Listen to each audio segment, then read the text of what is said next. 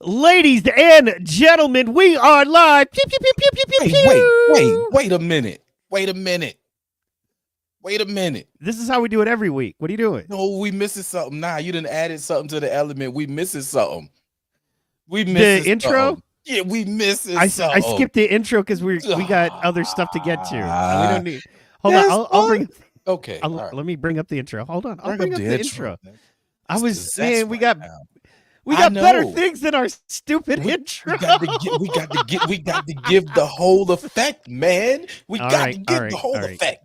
Right. I'm on it. Hold on. Let's get it. Hold on. I'm on it, baby. I got that intro ready to go. So hold on. Shorts. Where is it? See, I didn't even have it loaded up, man. Because I was like, we don't need that. Ari Gold. Goodness. Y'all see how he do us today on the resume? You know what? I'll just pull it from Rumble. It's fine. Wasn't even visible. His visibility is clouded today. His visibility. I'm gonna cue it up. See, man, I'm not a producer. You know what I'm saying? We just can't afford a producer, but it's all good. I understand, but she was doing so. He was on it. All right. Now, ladies and gentlemen, let me get that going for you real fast here. First, we want some volume. Yeah. And then. I love my brother, man. Man, you hit me up. He's running right in. You hit me up, dude. Right in. I was here. Like always. All right, here we go. Here we go, Fresh Mike, man. He's high off the grifty still, I promise you. There we go.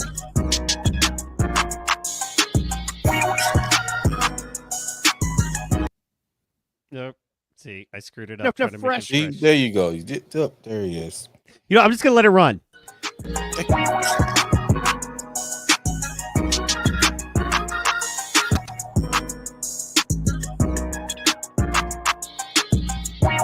See, this is what y'all don't be seeing. I be over here jigging. See, I be getting ready. I be neat. This is my goat finger. Oh yeah.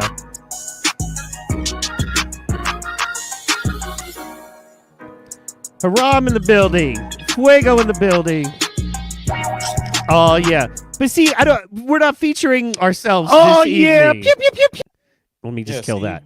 Too far. Okay, now let's just get to it. Good intro. Thank you. Let's just get to it. Chatters, we're going to do it a little different tonight. I know we normally kind of talk to you guys as we go. We're going to bring in our guest, and we're going to have that conversation, and then kind of as it works, if you know, you say interesting enough shit, we'll get to you. Okay, ladies and gentlemen, without any further ado, I am you know what? I got to see, Pro got me all messed up. Ladies and gentlemen, I am FW Mike. Some call me Fresh Mike, some call me White Mike. Just call me both, because I am those things. You can find me on Twitter at Seahawk Comedy. And to my right, my partner, the man with the plan, the blackest Proud Boy in America, teamed up with the whitest Hotep in America to make the best show in America. Ladies and gentlemen, you know him, you love him, DJ Protocol. DJ Protocol. What up? See, listen, y'all know, the chatters know. That's why Haram laughing. We all know, man. That intro, man, it just get us right. You know what I'm saying? I be back here, head be getting right. I said that earlier, but I had to say it again because, man, it just get us feeling, get the juices going, man. I hope y'all are doing good. Hey, Amy, what's up, my dog? Dumpster Fire in the building, brother Fuego, man. I'm feeling good right now. You know what I'm saying? We got a legend in the building, a young legend. Are you holding me up? Man, you hold me up just to frustrate me, aren't you? You're doing the thing where you, man, come on. Just a little bit. Come on. Screw us. We're stupid. I mean, you're not. I love you, bro, but we're stupid compared to this. I'm a stable genius. You are a stable genius. You are a stable genius. Woo. All right, man. Are you feeling good? I know you had a good week. We'll get to it and all of that good stuff later on. Ladies and gentlemen, without any further ado, this man is everything that you think is cool and then some. This man is your favorite writer's favorite writer. He's your favorite journalist's favorite journalist. He's about to be your favorite comedian's favorite comedian. And he's here tonight live with us. Ladies and gentlemen, give it up for the man, the myth, the legend, Shane motherfucking Cashman. What is good? Yo, I almost walked out without the intro. Really? I Sorry. almost like this is it. This is not for me tonight. I need I'm sorry, my bad, dog. I was trying to just let things happen. had to hear it. Had to hear it. Had to hear it. What's good, guys? Thanks for having me. Appreciate you for coming, man. Yeah. You go first, pro, because you know me. I'm about to throw up all over this, and I'm trying to Yeah, I be see you, man. disciplined. You go ahead, man. Get your brown paper bag. You know what I'm saying? Palms are sweaty, your knees are weak. Mom spaghetti. You know what I'm saying? You had dinner with mom tonight. Yeah, it was mom spaghetti. Yeah. It was actually lasagna, believe it or Oh, not. Mom makes a hey, hella lasagna. You know what I'm saying? So yeah. Anyway, brother Cashman, man. Appreciate you for coming on, man. It's good to wind down on a good Sunday, man. Yeah, it's great to be here. Man, I mean, let's just real quick recap how much fun the Hotep, the Grifties were like the most fun I've had in a long time. And you guys made that night like through the roof. Everything ran smoothly. It was beautiful. I'm still high off of it. Like it really was a lot of fun. So thank you guys for that. Absolutely, man. Appreciate you for taking the time out to come in and spend it with us, man. You could have been anywhere in the world, but Yeah, you was man. bumping it with us, man, and we Yeah. appreciate that. Yeah, dude. Of Yeah, course. and you absolutely made it fire. Brought class to the joint. Appreciated you for that. And man, my thought on it is, to me, I look at it like, let's just do it, man. I'm looking at it like a Krispy Kreme model because, for 20 years I've been doing shows, and you've been doing shows a long time as well. And I love the fact you understand being a road dog and what that takes. That's awesome. So I'm used to driving. I mean, when I was 15, I was in minivans with a band traveling the East Coast on weekends, trying to get, $25 and sell some shirts with my metal band. So it felt like similar when I roll up to the joint in Jersey. And I'm sitting in the parking lot, being like, I'm about to just go walk on stage. It's a bit of fear, a bit of excitement, and it was great. And now I'm addicted, so I want to do it again. heck yeah. Absolutely. Yeah. We got plenty for you, man. Plenty for you. We gonna test the waters for you, man. We gonna see what you're doing in October, man. I'm putting up the bat signal in the air. We had homecoming coming up, homecoming season. Football and tailgating and good times and food and music and yeah, we got an HBCU experience for y'all. So let's do it. I'm there. Let's go. June, Juneteenth. That's the June thing we're talking about. I'm trying to tie it into a big Juneteenth event where there's going to be actually a pro wrestling promotion in a Juneteenth parade that we can be in as well with them. So if you want to be in a Juneteenth parade with pro wrestlers, bro, I got you. Obviously. Oh man, how could you not? I was born for that exact moment. So yes, let's get her done. I'm there. We're just checking off boxes on the bucket list. You know what I'm saying? Yeah. No, that's just tell me where to go and I'll be there. Amy says I'm there. Oh yeah. Okay. Oh, it's a party. Let's go. Oh, we're gonna do it live, and then October as well, man. We got a lot going on. Pro has a lot of roots in the Savannah, Georgia area. So man, let's get to it. So talk to me. Born and raised on the East Coast, right? I want to start and do the traditional thing at first, just so people get to know you, may not know you other than just your work, right? So, born and raised in the New York area? Yep. Yeah, I was like an hour and a half north of the city in the country on a farm with no neighbors. And I was like the only kid. I was the only kid on a farm in the area. So that was already weird for everybody else. And then I was on the East Coast. I was the only kid who liked only West Coast music. So it was just very bizarre. My whole life just seemed really weird, whether it was the Chili Peppers or Tupac. Everyone else was like, it's just Biggie. Biggie's all right. I'm not the biggest Biggie fan. I like Wu-Tang, but it was mostly I just was connected to the West Coast, and I had this weird farm life where I was riding horses and no one understood it.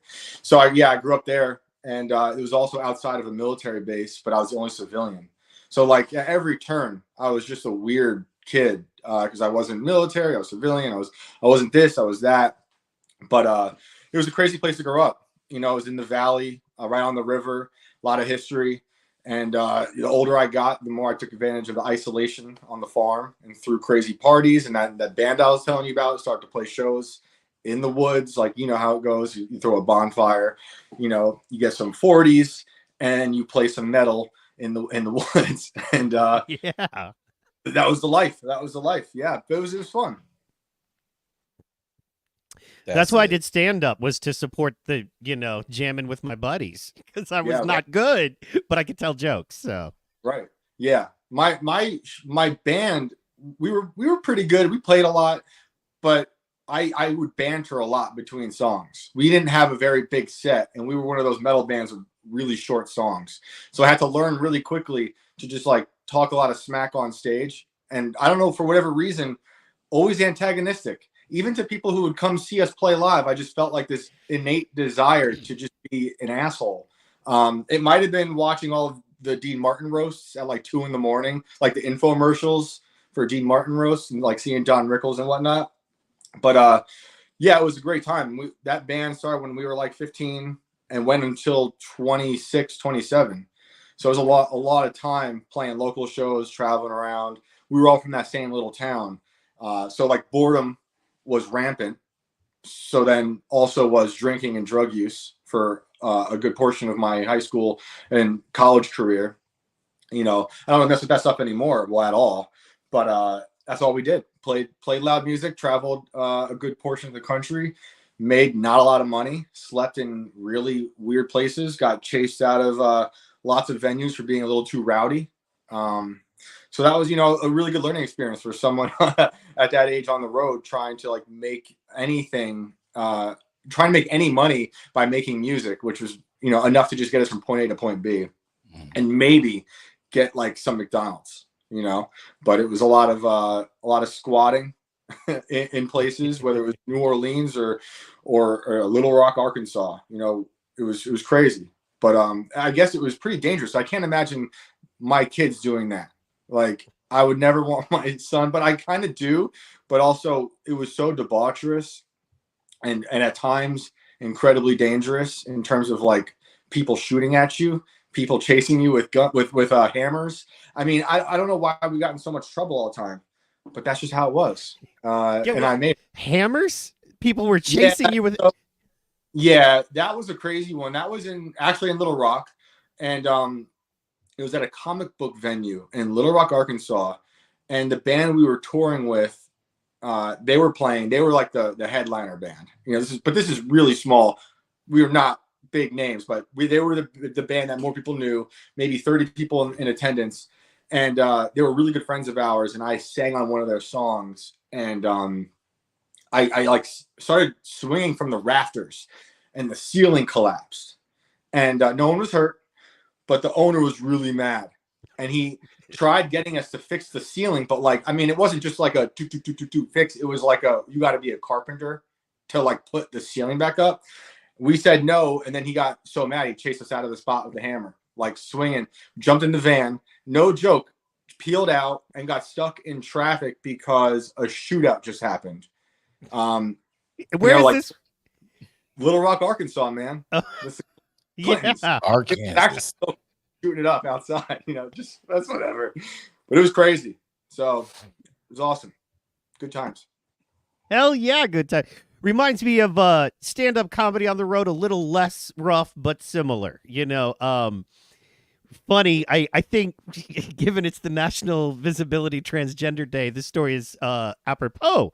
However, the only time I got chased out of a club where I thought I was gonna like get my ass kicked, and I like had to get the other comic I was with and go, we gotta go, and we ran out of the club as I was doing and this was years, and this was like 20 plus years ago, but I was doing a show, and it was a Sunday drag show. This is before everything was crazy, right, and it wasn't as big of a deal. Also, I was a comedian, and $100 20 years ago for a comedian on a Sunday night was great. So of course, yeah. Yeah, man. So me and my buddy did the show, and they were like, the drag queen people sing, and they're like, they lip sync all their stuff. And I just came out, and I thought, well, I'm going to roast them. And I didn't realize they take themselves way too seriously for that shit. And yes. I mean, you know what I mean? Think about it. They're so ripe for roasting, right?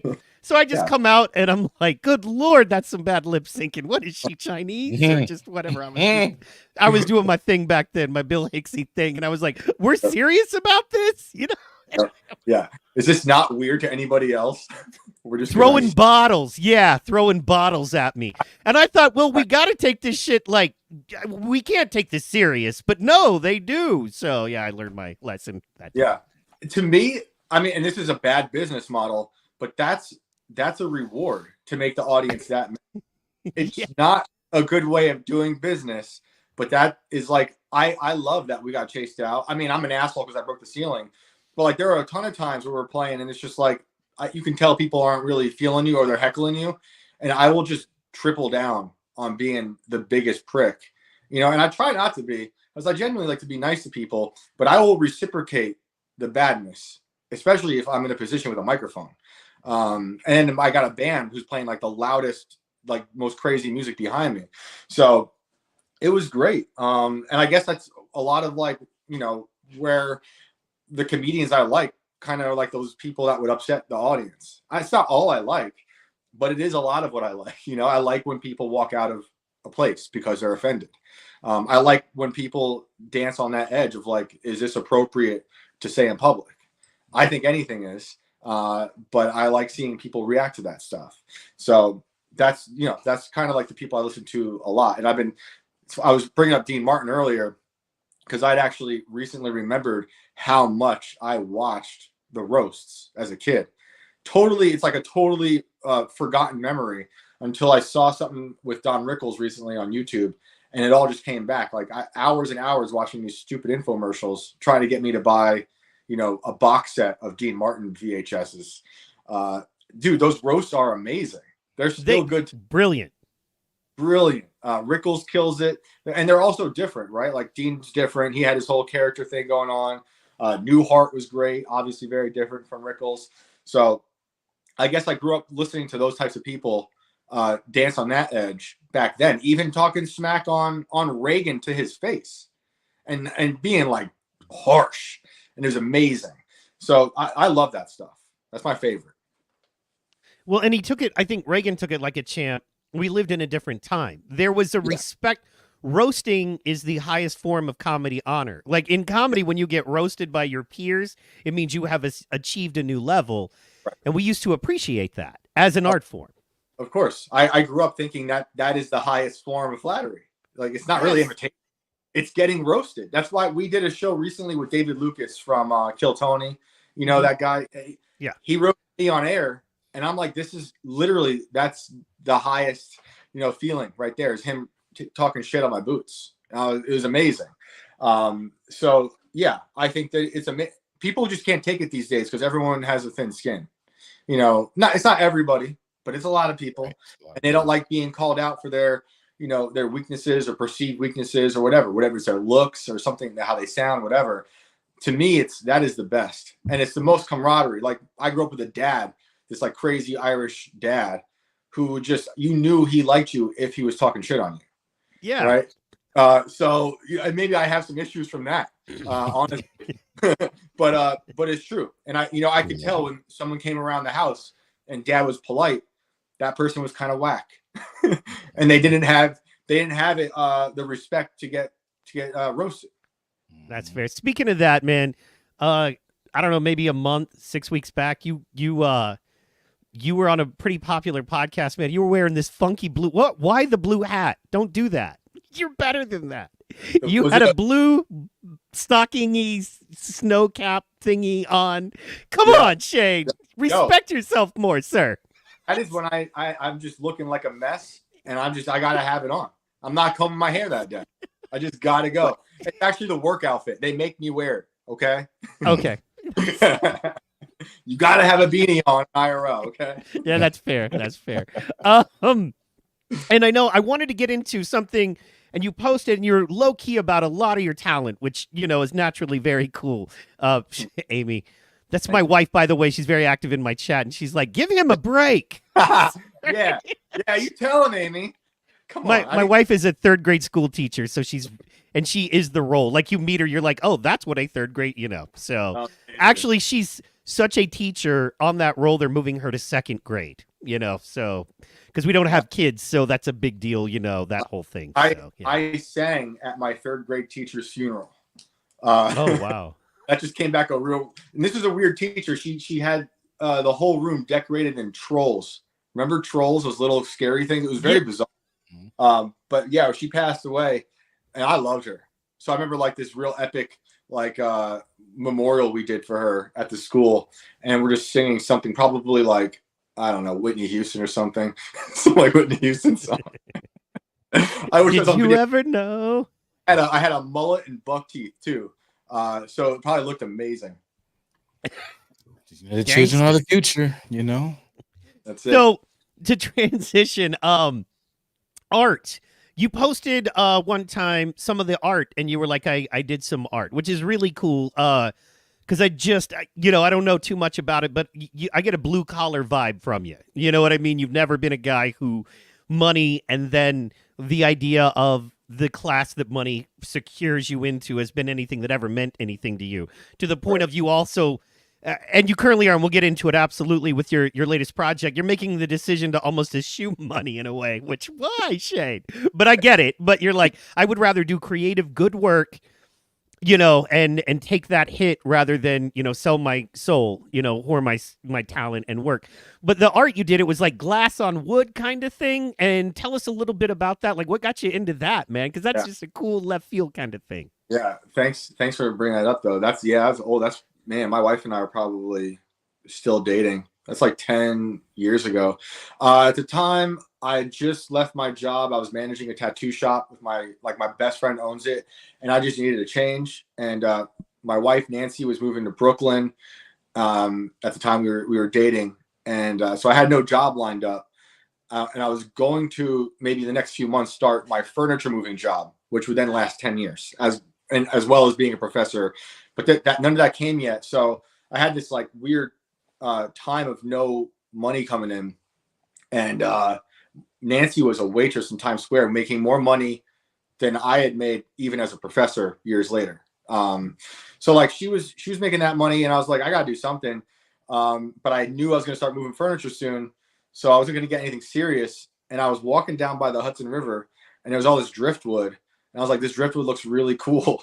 And I had a camera. I was just messing around taking pictures. I don't know much about taking pictures, but I like taking pictures. And I just realized I should try to find a way to put the pictures on the driftwood, because the driftwood is like super smooth. It was really nice, and flat, most of it.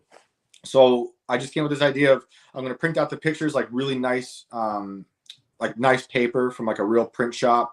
And then the one troubleshooting thing was like, well, how am I going to apply it? At first I was going to do this weird like glue, and put them on, which looked good for like 2 seconds, and then the glue kind of seeped through the picture. So then I quickly realized I'm going to use glass, and just started putting 2 pieces of glass together, cut to the exact same size as the photo, drilling holes through those photos, and applying to the wood.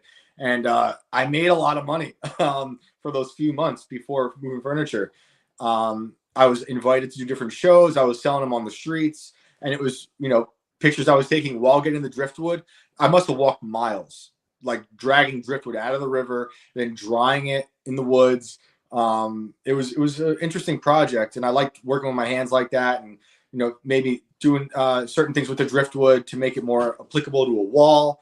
And then I started taking like requests from people. They would give me certain sizes they wanted for certain parts of their house, and I was like, yeah, that's dope. So I would take like nice pictures, blow them up really big, and I was doing pictures that I think the biggest one I did was like 6 feet, like 4 by 6 feet.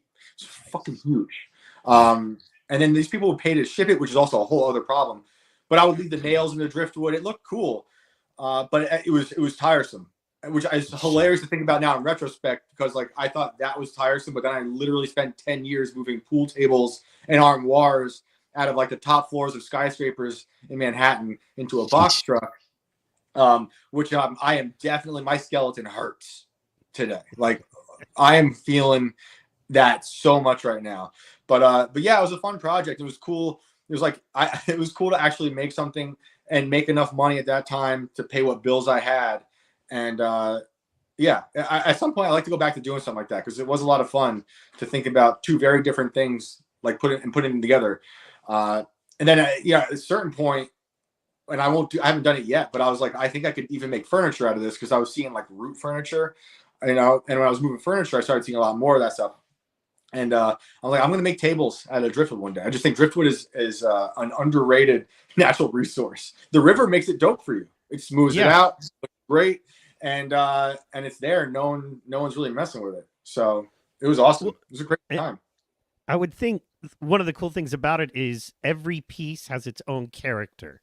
And then whatever you impose on it, it's still only ever going to be that. You can't ever exactly reproduce that. Like, you know, you digitally could reproduce the Mona Lisa or something crazy or a sculpture. But what that kind of art is will only ever exist in that form purely. So that's very cool, man. Thanks, man. Yeah, it was cool to give people things and be like, this is where the wood was taken. This is where the picture was taken. You know, a lot of it was local too in the Hudson Valley, New York. So in that, you know, the river runs through that whole valley. So it was cool for people who had also moved away, who like got a piece of home, you know, and then I took a picture of a certain thing they wanted. So it was a fun experiment. Heck yeah, man. Do you have any left at all? No, I don't think I do. Maybe at my parents' house. They're still in New York, but I don't think I do. I think it's all gone. That's cool, man. See, that's to me, that's groovy lost. There are people out there that have a Shane Cashman original. You know what I mean? Yeah. And that's so cool, man. So hell yeah.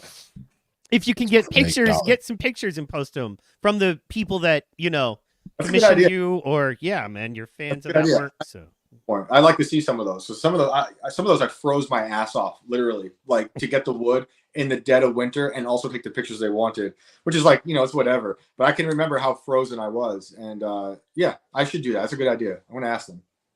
This is our universe is Peter Parker, man. Yeah. Just climbing up walls. Right. I love how you have a penchant for doing things the hard way. Have you noticed that about yourself? Yeah, dude, don't even get my wife started on that. Like everything. I make everything, I overcomplicate literally everything. I don't know what it is. There's always a simpler way, but I don't know. It's why I think I don't like AI. It's right there and it's easy, and I could easily do that to make a lot of things, whether it's videos or write something, who knows. But I like putting myself through a bit of hell. I don't think you have to suffer to make anything, because I think suffering sucks. I've done enough of that, and I'm sure I'll do more. But I like actually going out there and feeling it and making it myself, you know, and you know, for whatever hell I might have to go through to do it. Yeah, I actually was listening to Jordan Peterson today a little bit earlier, and one of his shows, and was talking about that and the suffering. You know, that's a big part of his thing. It's also a big part of the Buddhist thing, and that is that life is suffering, right? Yeah. And his whole thing is life is worse than you think. It's even worse than you think, but you'll turn around and see that you have the power to overcome it and destroy, you know, what you seem to be evil through truth and that kind of stuff. It's not just Buddhist, Christian as well. I thought about it all day. Yeah. Sitting looking at a cross, which is like the symbol of the utmost suffering, right? And it's also about like turning that suffering into power and grace and strength, you know, everything. It's just, you gotta know you're going to suffer if you're alive. It's going to happen. And it's good to know eventually, hopefully, you can turn that into a good, you know, and that's a really hard thing to tell someone when they're suffering. Although I was telling myself that while suffering, you know, for whatever reason. But you can turn it into a good, whether it was a driftwood or stories that I've written now that I, you know, only could have written if I didn't sleep in a car for a long time, or semi-homeless, or, you know, you name the problem. I was going broke as hell, like all those things. So if you can remember that and turn the suffering into something, you know, I think that's a great thing to remember. But again, I try to tell it to people sometimes when they're suffering and they don't want to hear it. And I get it, you know. It's like, I'm stuck in here. How am I going to change this into anything? But I promise you, I think you can. Go ahead, Pro. Looks like you want to say something. Nah, man, I'm taking it in, man. It's a whole sermon right here that the people need to hear. Like, for real. Like, you don't have to stay in your wallow. Like, you can literally come out of whatever your horrible situation is if you seek that grace and that mercy and understand that, hey, man, listen, somebody sacrificed a lot more than I have, you know what I'm saying, to have a fighting shot. So let me take that fighting shot with every breath in my body, you know, every fiber in my being. Exactly. And like I remember when I was a professor and I was already like realizing how terrible colleges were, but there was this weird thing happening where your suffering was invalidated because someone else's suffering was more than. And that's super dangerous. I think suffering is relative. You know, I know people who've lost limbs at war. I know people who are broken their cars. I know people who are alcoholics. All suffering is relative. And then the people in these industry in these institutions like colleges telling you like, no, this is how you define suffering. Your suffering is less than this suffering. I'm like, that is only going to accelerate suffering, and it's fucking evil. You know, and you should not be saying that. Which is one of the reasons I eventually had to leave that place, because it was making me sick being around that. You know, because I try to be optimistic no matter what, even if it's appearing to be psychotically optimistic in front of, you know, in the face of doom. But yeah, I think you just have to, you know, you're alive today. You're lucky. You're a very fortunate human being. Even, you know, no matter when you're born, you're lucky to have had a life, and just make the most of it. That's all we can do. That's it. Yeah, I was actually speaking with someone about that, about how our generation is weird because we it's interesting. I mean, if you can remember the VCR, if you can remember using a VCR, and now everything is streaming. You know, the next generation of children, the next generation of 20-year-olds will have no idea what a VCR was, right? And it's just interesting, like you said, to be alive in this time and to see what's happening. I love in entertainment how I feel it's going back to, oddly enough, if we don't talk about the scary AI and just where it is now on a positive kind of base level, work with me, you know, white pill. The beautiful thing now is that you don't have to go to New York or LA and be discovered by an agent and get a studio or a record deal. You can get, you know, 2,000 to 3,000 people that love your stuff that are willing to spend $20 to see you live and spend $5 a month to support, you know, content, and you're good. You're not rich, but you're an artist paying rent in your apartment while doing what you want to do, and you have genuinely interested people that aren't just buying your record because it's the cool thing to do at the time. Yeah, I think it's the renaissance of like the death of the middleman. You know, a lot needed to understand that. I remember realizing that myself. You know, that was probably 8 years ago, somewhere after the Driftwood situation, because I was at that time trying to still publish the traditional route. I thought I had to be in these magazines, these newspapers, work with these agents, you know, and I did a lot of the publishing. You know, I had one really like successful year where I was like, I published a big story every year in all the places I wanted to, well, most of them, you know, like Vice or the BBC or the Atlantic, Penthouse, whatever. I was like, all right, this is it, you know, and but it's worthless, you know, and those places really suck, and the editors suck. So there's just like a network of middlemen between your art and then the audience in those magazines, because it's like the editor is going to trim out all the good stuff because they're worried about, you know, offending someone or advertisers, and then it goes in these magazines that not a lot of people are going to read anyway. You know, like I get way more people that at least view my stories on Twitter than ever have in a magazine. You know, and you think like, oh wow, the Atlantic or Vice. I think like killing the middleman and giving it right to the audience with whatever warts might be in your art is infinitely better than going through the traditional process, you know, and down the road, there might be a chance where I have like a certain type of book where I would consider working with like a certain type of publisher, but one that is, that would promote like creative freedom instead of like, got to be like this. I'm open to collaboration. I like hearing feedback, and I can always get better, but there's certain places that were like, you know, there's certain places I couldn't even get my foot in the door because I was just a white dude, right? And I'd hear that all the time. It would be like, sorry, literally, we're not accepting straight white men right now. Like, oh shit, okay. And then I'm like, but my suffering's not that bad because the people I'm working with at colleges say my suffering is worthless. So, all right, I see what this is all about. But like, if you could get your foot in that door, then it's like a system of like, we got to water this content down.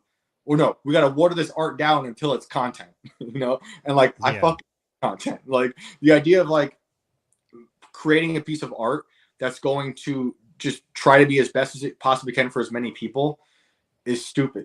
You know, like Kurt Vonnegut said, if you open up a window and try to make love to the world, you're just going to get like the flu or pneumonia or something, you know? Like, you just write what makes you happy. You'll find your niche if you're lucky, and you'll evolve your art from there, as opposed to like trying to just appease everybody, which is it's not good for if you want to make stuff like art or comedy or whatever.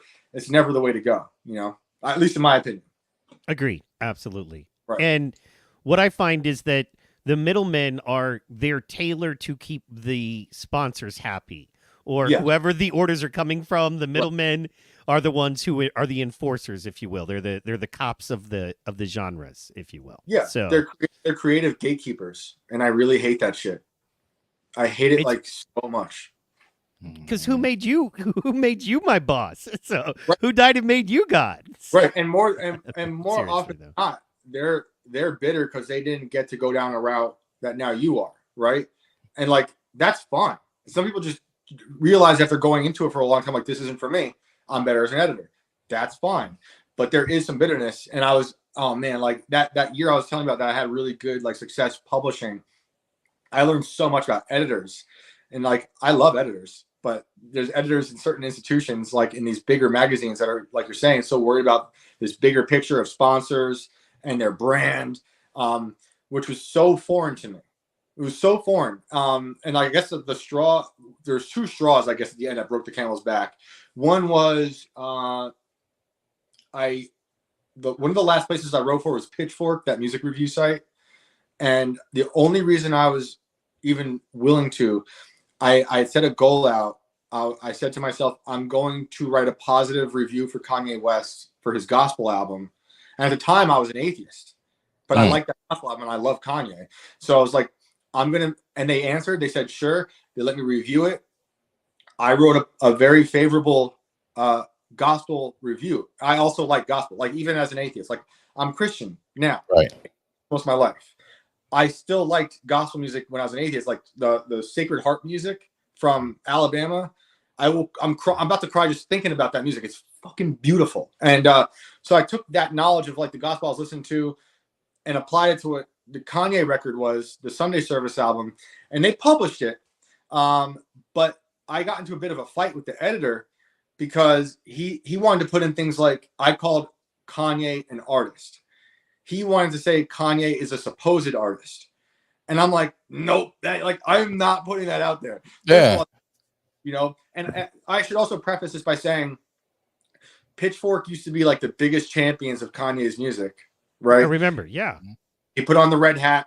He started singing about Jesus a lot more. And they just like wrote him off entirely, which is why I felt this impetus to then write a positive review for his gospel album, which is amazing. And so like I got in these weird arguments with them, and they destroyed that whole. This is funny. They destroyed that whole article, and I remember at that moment being like, I think I'm done, because at the time I was like, I didn't agree with Pitchfork a lot, but it was a good platform to try to be published on, and I write a lot about music. So then, real quick, I'll get back to the other straw, but fast forward like a few months after that was published, I was still so mad about how Pitchfork treated me. I decided to publish the original review myself, no middleman, on Easter Sunday. So the anniversary of that, which is also the same day that I believe it was the same day that Kanye performed at Coachella on that mountain that he built. Yes. DMX did the sermon and stuff.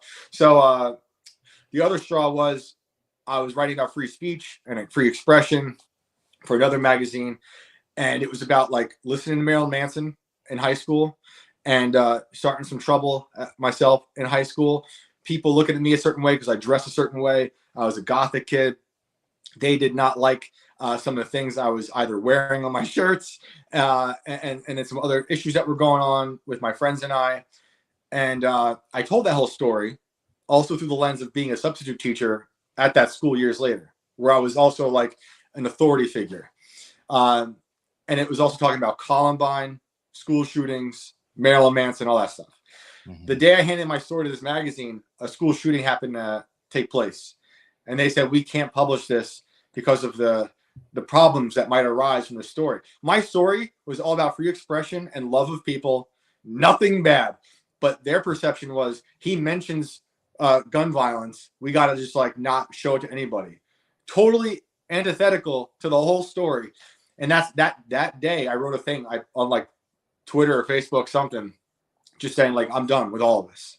I'm writing directly to people. I don't want to deal with it. This is insane to put that much time into writing something only for them to be like, well, today we can't, you know? And then it only got worse from there with COVID, because COVID was only a few years later. Yeah. And then I have friends who have like kind of major record deals who are some of my favorite artists. And I was looking forward to their music coming out during lockdowns, because I'm like, we need art now more than ever. Like, everything's crazy.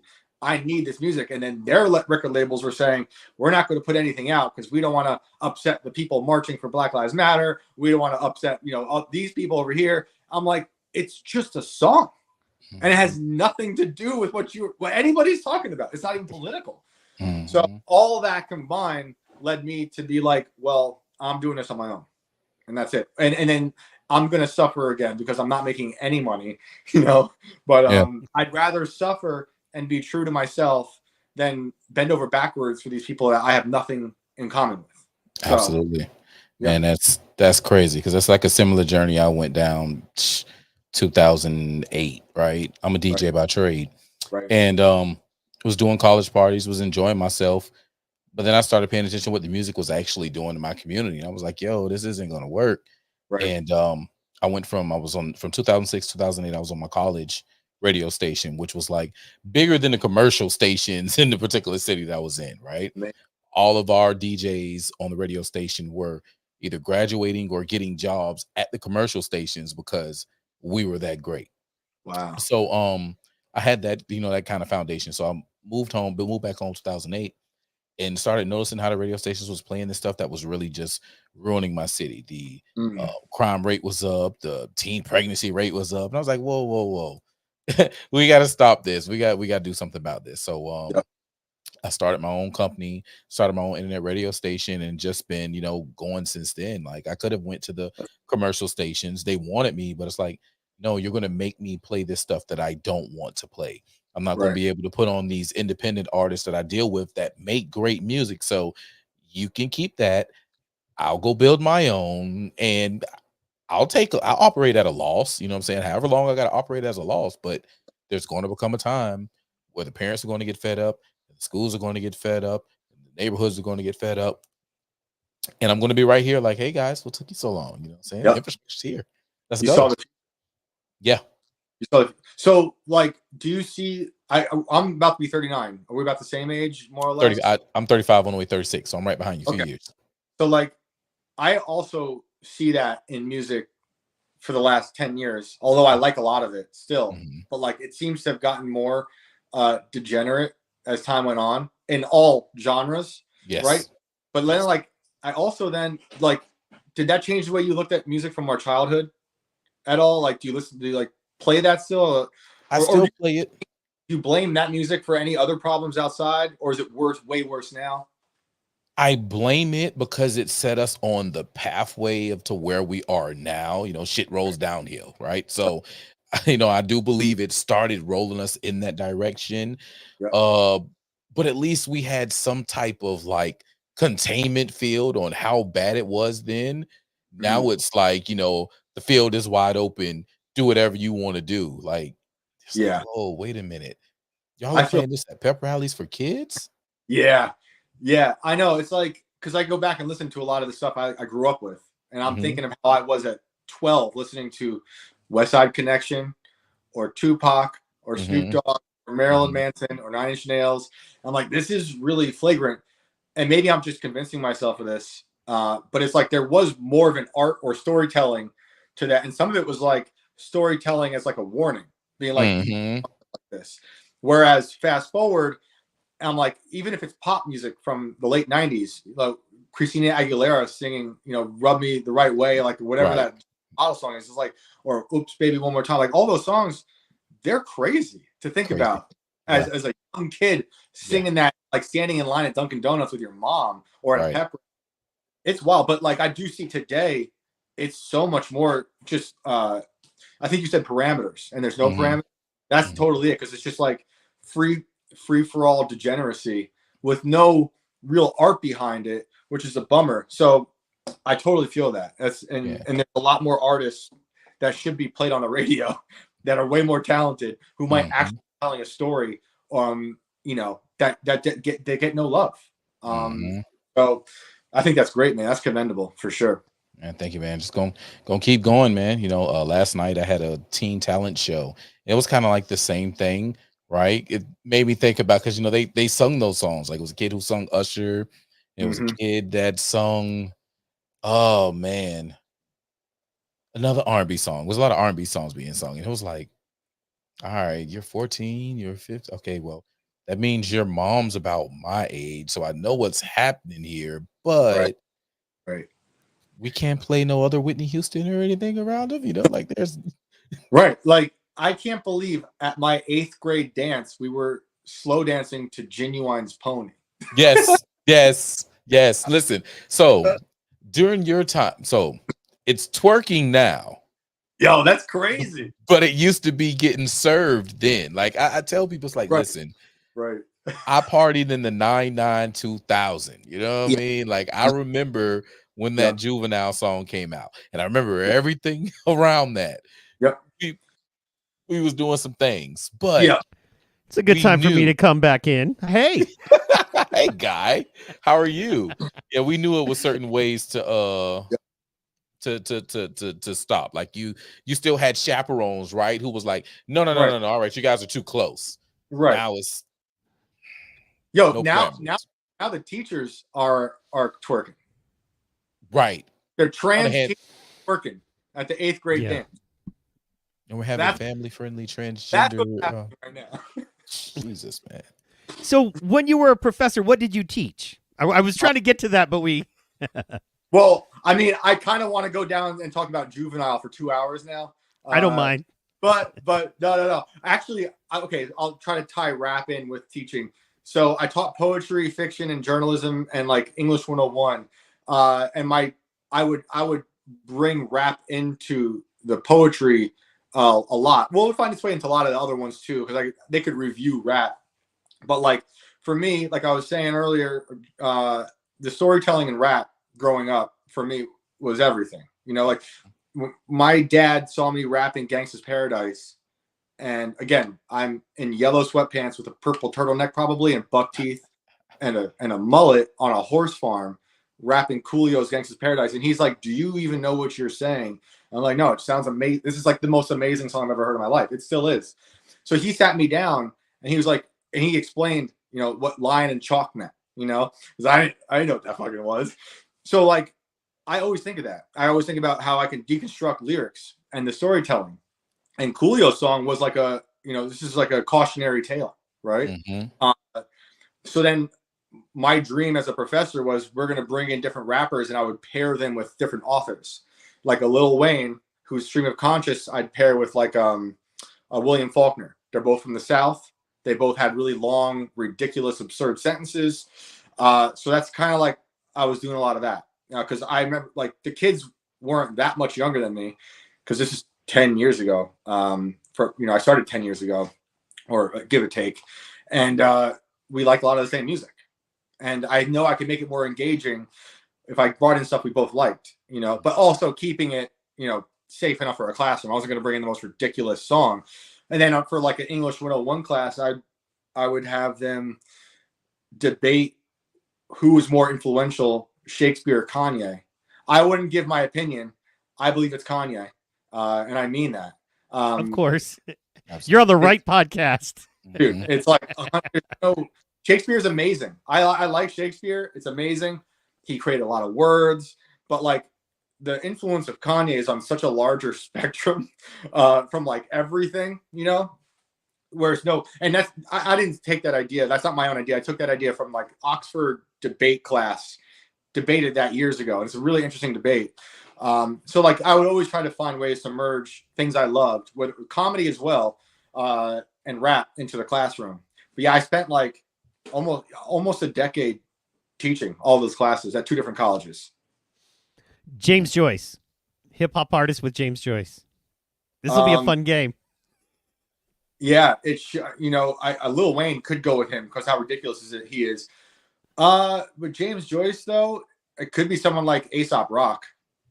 Okay, fair. Like language and like, but Aesop isn't as stream of conscious. I'm trying to think of who's a really stream of conscious rapper.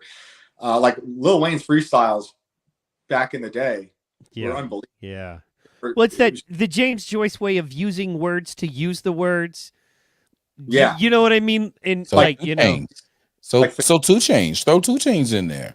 2 Chainz could do it. That would be so interesting. I love that. Man, I love that. That's a great idea. But that was my dream, like being able to bring those things together. But yeah. Who else we got? Hemingway. Can we do beat poets? What do you think about beat poets? Or do you not like a lot of guys on your level don't like beat poets? So no, I love Kerouac. I love, Ginsberg's a piece of shit as a human, but amazing writer. I love E.E. Cummings. what's his name? Augustine Burroughs wasn't really a poet. Well, he was a poet too. Yeah, I like all those guys. Just because they kind of like exploded language. Like I got Miro right here, who a lot of people, in like the traditional, more like independent right wing media world, they hate modern art, and I get it, because they could also say like it was created by the CIA to deconstruct reality and make things ugly. I see the point. A lot of people want to say the same thing about rap music, but I also love a lot of rap and I love a lot of modern art because for whatever reason, it speaks to me.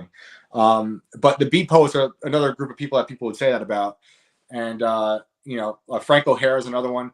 I used to teach all those people, all my students, I would teach them beat poets because I noticed a lot of students had a hard time with the first draft or just getting any idea on a blank page. So to open up their like skulls to this idea of writing, I would give them Jack Kerouac's book. It's called I think it's just called A Notebook. And it's literally just like you freestyle. You think about what comes right off the top of your head. Don't think about grammar. Don't think about anything, like rule wise, and just put down what you're seeing or feeling and toggle back and forth between those feelings and observations. So yeah, I think they're very important. For sure. They're rappers. They're the first rappers. Definitely. Yeah. Well, and that's the thing that tears me up about hip hop is that clearly it is a New York originated art form. It's very cool that it comes directly from, like, you can kind of trace something that powerful and worldwide to a specific little place, almost like it's village, and that's really cool. But I love the West Coast. I'm always torn because New York has to get the love and respect, but come on, man. You know what I mean? With Drake putting the classic bass lines and stuff, I mean, it changed the game. East Coast is amazing. I mean, we got Tribe Called Quest, KRS-One, Wu-Tang, Mobb Deep, all those, then like independent stuff like A$AP Rock, like I was saying, like I love A$AP. Yeah, A$AP Rocky. Yeah. Not ASAP though. A$AP. A$AP, like I love those guys. Busta Rhymes, that was like my favorite, of anybody. And Busta Rhymes was like my gateway into metal because this guy was kind of screaming and like a maniac, and also like Black Sabbath. Also, in retrospect, my gateway to conspiracy theories because Busta Rhymes loved, what's his name? The guy who wrote Behold the Pale Horse, William Cooper. And like his early records are all based off a lot of stuff from William Cooper's teachings and books. So I don't want to downplay East Coast rap because I loved it, but for whatever reason, nothing compared to how West Side Connection made me feel. It was legitimately scarier, and their stories were scarier, and their cars were cooler, and everything about like just Ice Cube or Snoop and Tupac like was my absolute favorite until Outkast. And then Outkast happened, and that changed like everything because it was like a mixture of everything I loved about rap and then art in general. You could be weird, alien, it's like gangster rap at the same time, but you can sing. They just combined everything I loved. And I still think like Andre 3000, he's like my number one favorite rapper, even still, because no one really like does it like he does, although they try, Right. I'm from the South. I'm from Georgia. So, Outkast, or really the whole Dungeon family, you feel me? Like I'm a Dungeon family fan. CeeLo, 2 Chainz before he was 2 Chainz. Yep. Future before he was Future. Yeah, right. Like the Southern rap scene changed everything. and it was amazing to watch them get Outkast get booed at maybe it was BET Awards or Grammy Awards, and they got booed because no one could touch them. They started a whole new sound. I listened to Outkast just the other day, and I'm just like, this is still from the future. All these years later, and nothing can touch Big Boy and Andre 3000 and the weird music they were making. But yeah, the Dungeon Family was just unbelievable. I just showed my son like Gnarls Barkley. You know, like Elo is just unbelievable, underrated. You know, I was showing him his cover of the Band of Horses song. No one's gonna love you like I love you. The craziest vocal performance ever. I mean, it's one of the most beautiful songs. And then I showed him, for people listening who haven't heard this, or you guys too, Gnarls Barkley playing live from the basement. It was called From the Basement series. They played Crazy live in that basement. It's a much slower, more haunting version. Danger Mouse on guitar, or on keyboard. It's unbelievable. So yeah, Georgia's amazing. I love Georgia. I spent a lot of time in Georgia. I love Savannah. Been to Atlanta a bunch, and it's just a great place. And it makes sense that those kind of weird, crazy sounds came out of that place. You know, it's just like it's its own little country. Yeah, we're the best, man. Lucky number 13. Yeah, sure. That's right. That is right. Like there are 14 different places and directions in my head I want to go, but I want to put out the best possible show. So we'll go from there on Tales from the Inverted World. Did you do anything in Georgia or that area when you were writing, or for any of your research you've done? Yeah, I spent like a year traveling back and forth to a town called Washington, Georgia, which is like 2.5 hours east, I think, of Atlanta. This town is where the Confederacy dissolved itself at the end of the Civil War. I went down there for the second volume of the Inverted World series. Someone reached out to us and was just like, yo, I live in this town where Jefferson Davis like destroyed the Confederacy, dissolved everything, and supposedly there's missing Confederate gold here, and there's some ghost stories. And I was like, all right, I'll go down there for like an article, and that was it. Literally my first hour in that town, so many weird things happened. Like a girl running out of a building because she said the ghosts are too loud. I mean, she might be crazy. I mean, I later found out she was crazy. I see a UFO that day. I still don't know what it was. There's something in the sky that I cannot explain. I spent like a lot of time asking a lot of people about it who believe in UFOs and don't believe in UFOs, but everybody agrees they've seen it. No one knows what it is. Consistently? Like it's a thing they see there in that area? For decades. What did it look like? So for me, I saw it in the sky. So because there's people who said they've seen it land in their yard. For me, it was a bright light, like an orb that was going up and down and left and right consistently. And it could have been a weather balloon, a helicopter, all these things. I talked to the DEA for helicopter stuff. I talked to like a guy. I'm spacing on the word of what his official title is, but he's like not a weatherman basically, but there's a better word for what he is. Meteorologist. Thank you. And that guy hates UFOs, but he's like, yeah, I don't know what that thing is. It's there. I talked to then like just people who've been in this town who are like in their 80s, who are very Baptist, who do not like talking about certain things like that. And they were like, yeah, I don't know what that thing is. My sister said it landed in her yard. So I saw it a lot when I was in Georgia. I would go down there every like month for maybe like 9 months to a year. And every time I was there at night, I saw it. And not always in the same place. It would just hover and do the weird thing and disappear. I met witches down there. They were very bizarre. They do like weird blood magic in a battlefield. So like after that first day in Washington, Georgia, I said to myself, I have like a lot to write. That's why I'm going down. Because on top of that, the through line of that book is me trying to decide if there's actually Confederate gold there. Right. Yeah. I didn't find any, but like we had the guy who emailed us, he became kind of like I'm on a big like Dante's Inferno kick right now. So Dante goes into hell with Virgil. This kid who emailed me became my Virgil into Washington, Georgia. And like, I've got my New York accent. No one there liked me because of my accent, and also because it's a writer looking for the gold. And it's like Trump territory, and I don't blame them. Although we probably agree on a lot of stuff politically, they hear the word writer or journalist and then hear my accent.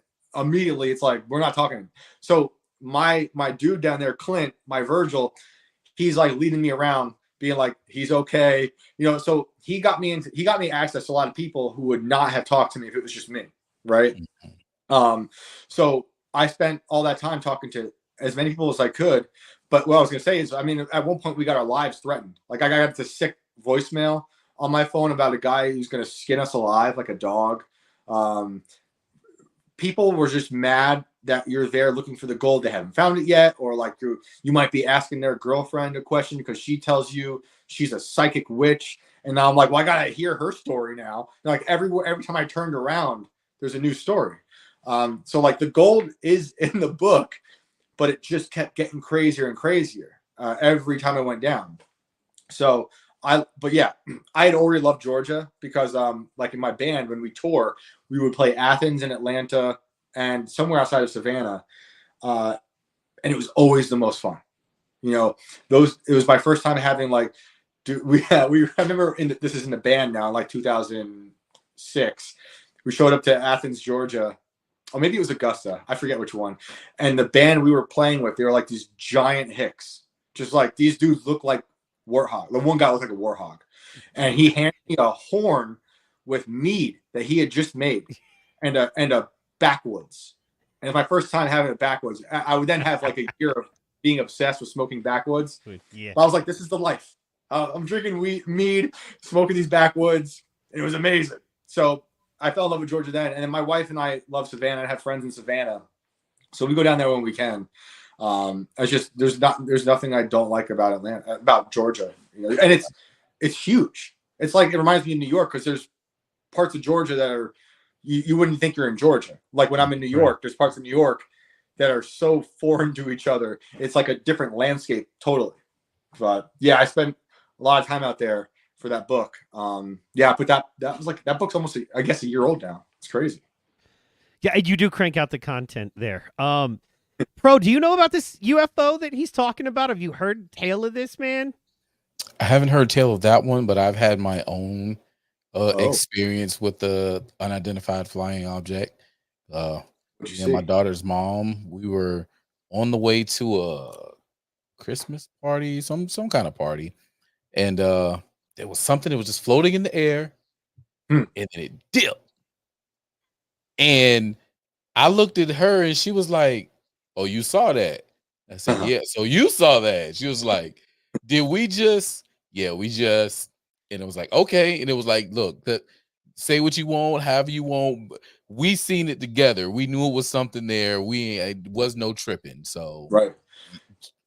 And we're on the coast, at least here, because I'm in Savannah. So right. Okay. Yeah. And weird things happen on the coast. Yes. And again, remember, unidentified flying object doesn't mean it's aliens. It could be some weird secret tech that our depraved governments doing joyrides with in the sky that we don't know. But in my research of what I saw in Georgia, it brought me to Jimmy Carter, who Georgia did give us one of our worst presidents. Yeah. But Jimmy Carter, I think, was a good man, or is a good man. Somehow he's still alive. Somehow he's not dead yet. Somehow he's doing better in hospice than Joe Biden is in the White House. I don't know how, but Jimmy Carter saw a UFO in Georgia when he was campaigning to be governor. And his story is very similar to what I saw. The tree line, the way it was moving. And he told that story on the campaign trail. I think it was for governor. And people, I forget what organization it was, but some people who were UFO researchers reached out to him and gave him like a questionnaire. And he took it seriously. He filled out the whole thing. You can find it online. Filled it out, sent it in. And then when campaigning for president, said he was going to release all UFO documents. Yeah. Now, I don't know if you guys know this, but the story is, and this is all rumor, I don't know, but it sounds like it makes sense because I think Bush Sr. is an evil man, so it adds up. But the story is, so Bush Sr. CIA, head of CIA, Carter's in office. Carter supposedly goes to him and goes, "I want to release UFOs," and whatever Bush said, like, just broke Carter's brain. People say he cried. Again, this is just conjecture, but Carter never spoke of aliens again. After saying all these things about you releasing documents, nothing in his presidency ever mentioned aliens, UFOs again. However, after he got, I'll say, kicked out of the White House, more or less, he spent a lot of years making furniture and writing poetry, and he wrote poems about aliens, and he even wrote a poem to the aliens that was put on the Voyager spaceship, and then sent into space. So, like, it was on his mind, whatever he saw never left him. Yeah. And I suggest everyone look that up because his story is interesting. He saw something for sure. Definitely. And then he got that power and got it confirmed, because at this point in time he could see everything. So he's like, I do it. Right. Yeah, you knew it. But we tell you see what we just did 10 years ago, right? You saw what we just did. Exactly. I think that happens to all of them. Yeah. Trump said about, like, he didn't want to release JFK stuff because you wouldn't believe it or something like that. I don't want to get the quote wrong, but someone about not releasing JFK stuff, and I'm just like, I'm all for transparency. I just want to see it all. I don't care if it's going to break some of our brains. Right. I mean, we went through a global shutdown. The only way to heal is to just crank it up. Let's get crazy. That's it. Rip the Band-Aid. Rip it. That's it. Well, and I'm not anymore. To shout out to Bill Hicks, it's that great Bill Hicks bit. He's like, I believe that every president that ever gets elected comes in with good intentions, and as soon as they get elected, they get walked into a private room in the White House, and a screen comes down, and it's an odd angle of the Kennedy assassination, but from an angle you've never seen before in the grassy knoll, and it's like, any questions? Right. This can be you. Right. Exactly. We can get to you. Because, like, I disagree with Carter on so much politically, but I do think he went in with good intentions.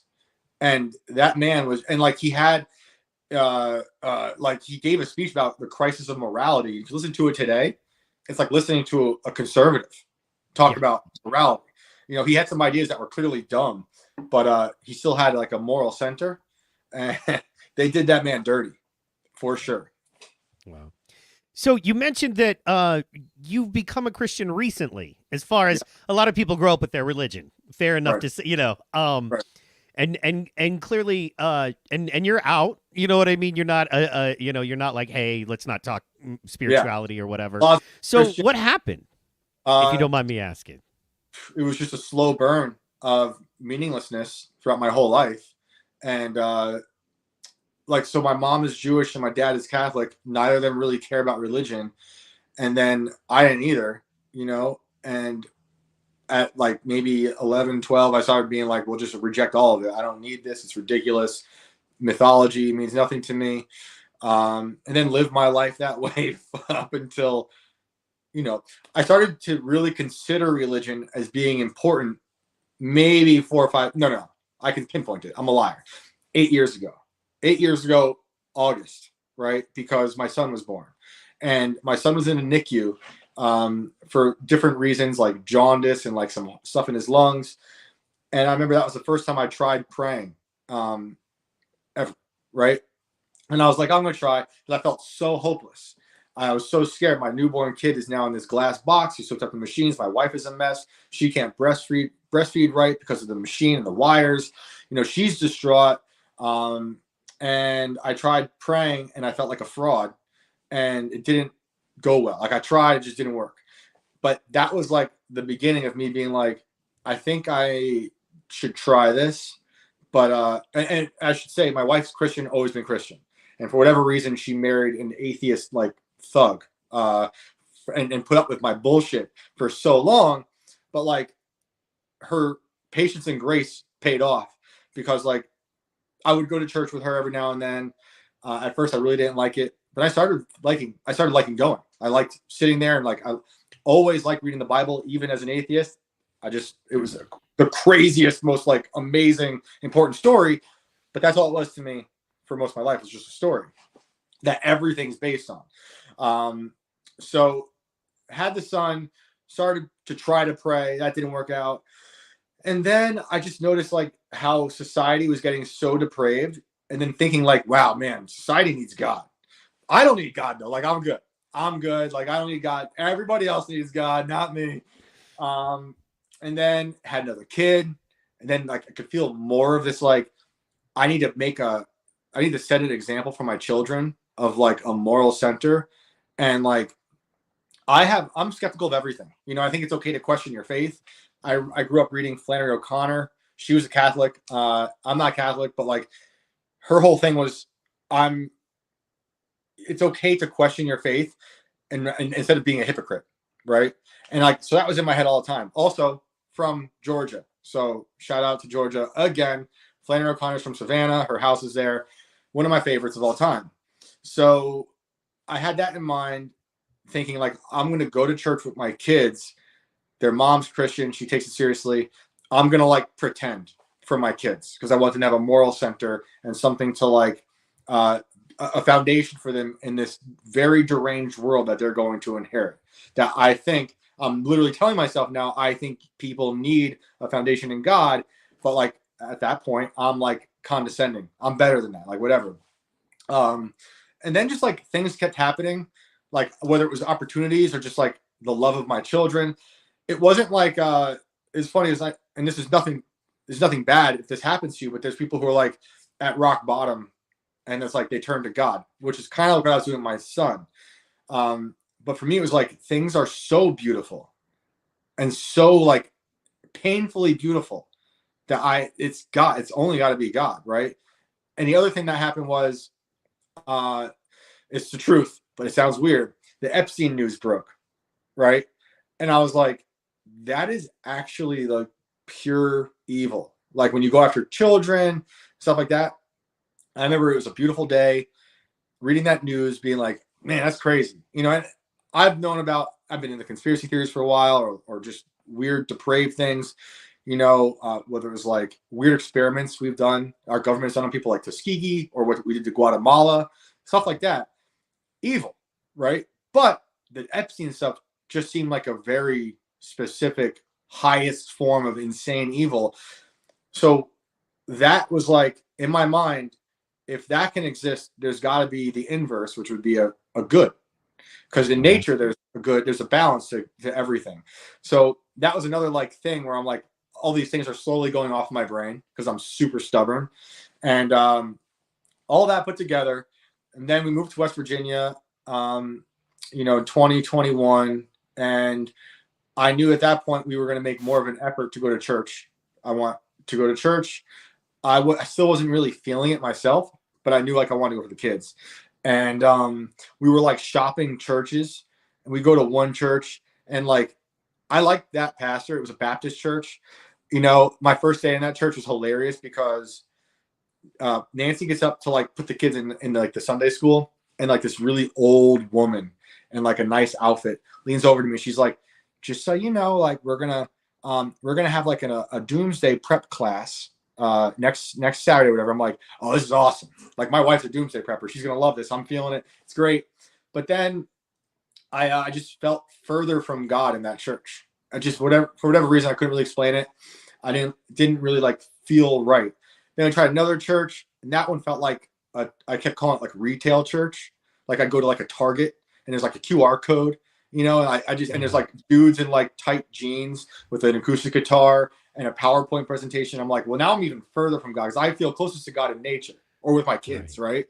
So that didn't happen. Then my mother-in-law came down, and she knew we were trying all this, and she was like, I found a church that you might like, and it's just like this old building. You know, I'm a history nerd. It's an old building, and it had these big, beautiful windows. The sunlight's coming in, and I like that pastor. I just like just reading the Bible. It's not like a denomination or anything, because like the other two are Baptists. It's just a Bible church, and I felt really good about that. And so after that, I'm still at that point. I'm still being like, I like going to church, but I'm not feeling like a Christian or even want to say that about myself, right?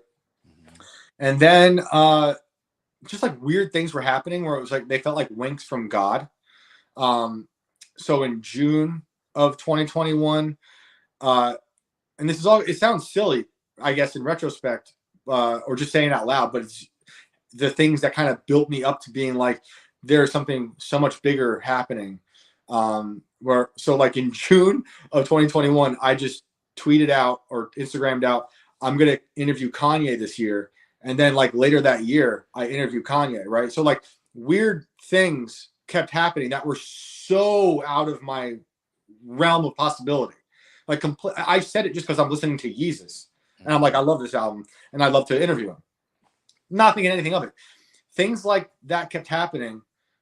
And I kept being in these situations where it just felt like I'm surfing God's hand right now. Like I had a whole year of just, it was absurd. I couldn't believe the situations I was in. And they could have been really bad. Like I went through crazy bad situations too, writing stories people didn't like. And I was like, I don't even care because first of all, I'm being authentic to myself. I'm writing the stories I want. I believe in the story. Doesn't matter if people don't like it, whether it was Kanye or you name it. But like I was given this opportunity to travel and write the stories I kind of always wanted to write. And I just like, it was more of that, like, I've been put on a path now that I've always wanted. And then, you know, there's also the suffering comes into play too. Like I was saying earlier, where like, I realize I've gone through a lot of crazy years of suffering and it will happen again. And even, you know, recently for whatever reason. And now I have like God, you know, but I'm trying to think. There's not like, it's weird because like I wish I had like an epiphany of like this day. It was when it hit me. But well, I guess I'm sorry, I'm like rambling, but I guess it was Good Friday of last year. I went to church and I just was like, man, I felt it like really like I'd never felt before. I just felt like connected, you know, and having learned about Judaism growing up and hearing a little bit about Catholicism, there was something about like, and this is no knock to them, you know, if that's for you, it's for you. But like for me, looking at those, it was like a lot of doom, you know. Yeah. When I'm looking at Christ and I'm in the Christian church, I for the first time felt like an immense hope and brightness that I never felt before. Right, like it was like for the first time I felt like anxiety washed away, and I felt like completely like a new type of confidence, and it was that Good Friday. And then so that I guess that was the day, honestly. And then I decided to get baptized in July of last summer.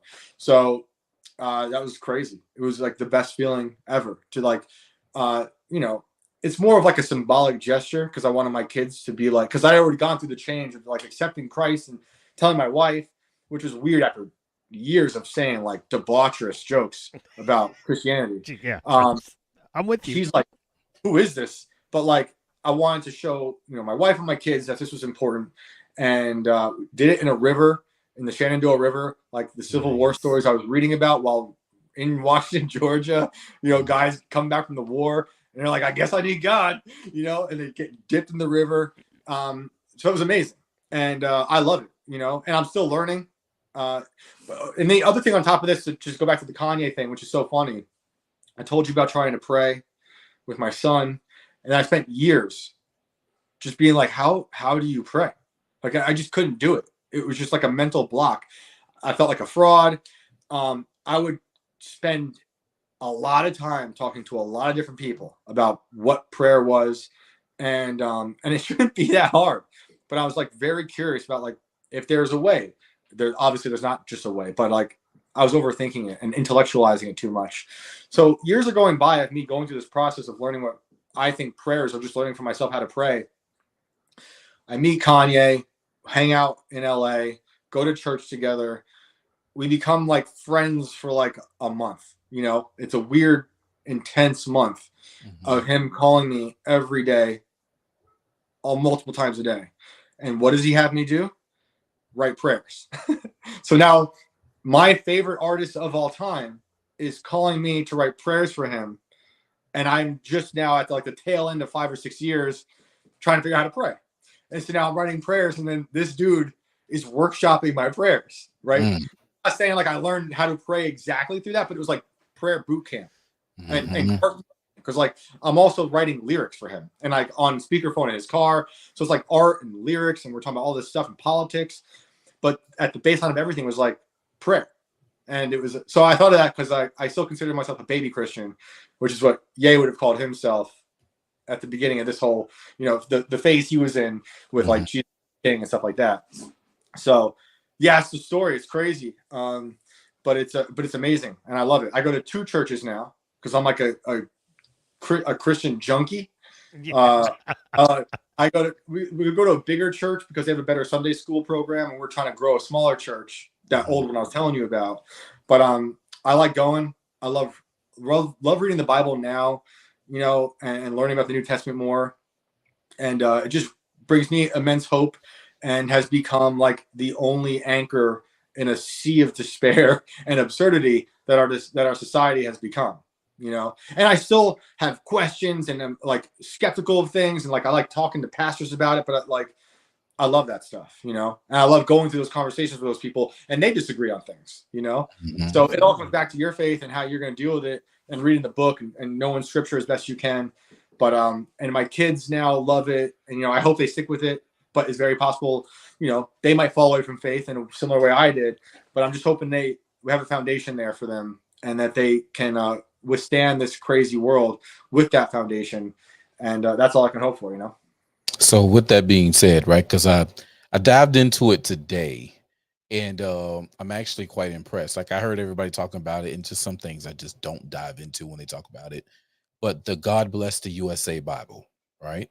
Yeah. And talking about the foundation and having a good foundation for kids. I'm going to get a copy just to see what it is. Yep. But they have it's the course from God Bless the USA. It's the Declaration of Independence. It's the flag. Right. It's the Constitution, and then it's a King James Version Bible, like in one bound, right? Wow. So I'm looking at that and I'm like, yo, if anything, that's what the citizens of this country need. Like people are beating up on Trump, but like they don't understand the Constitution. They don't understand the Declaration of Independence.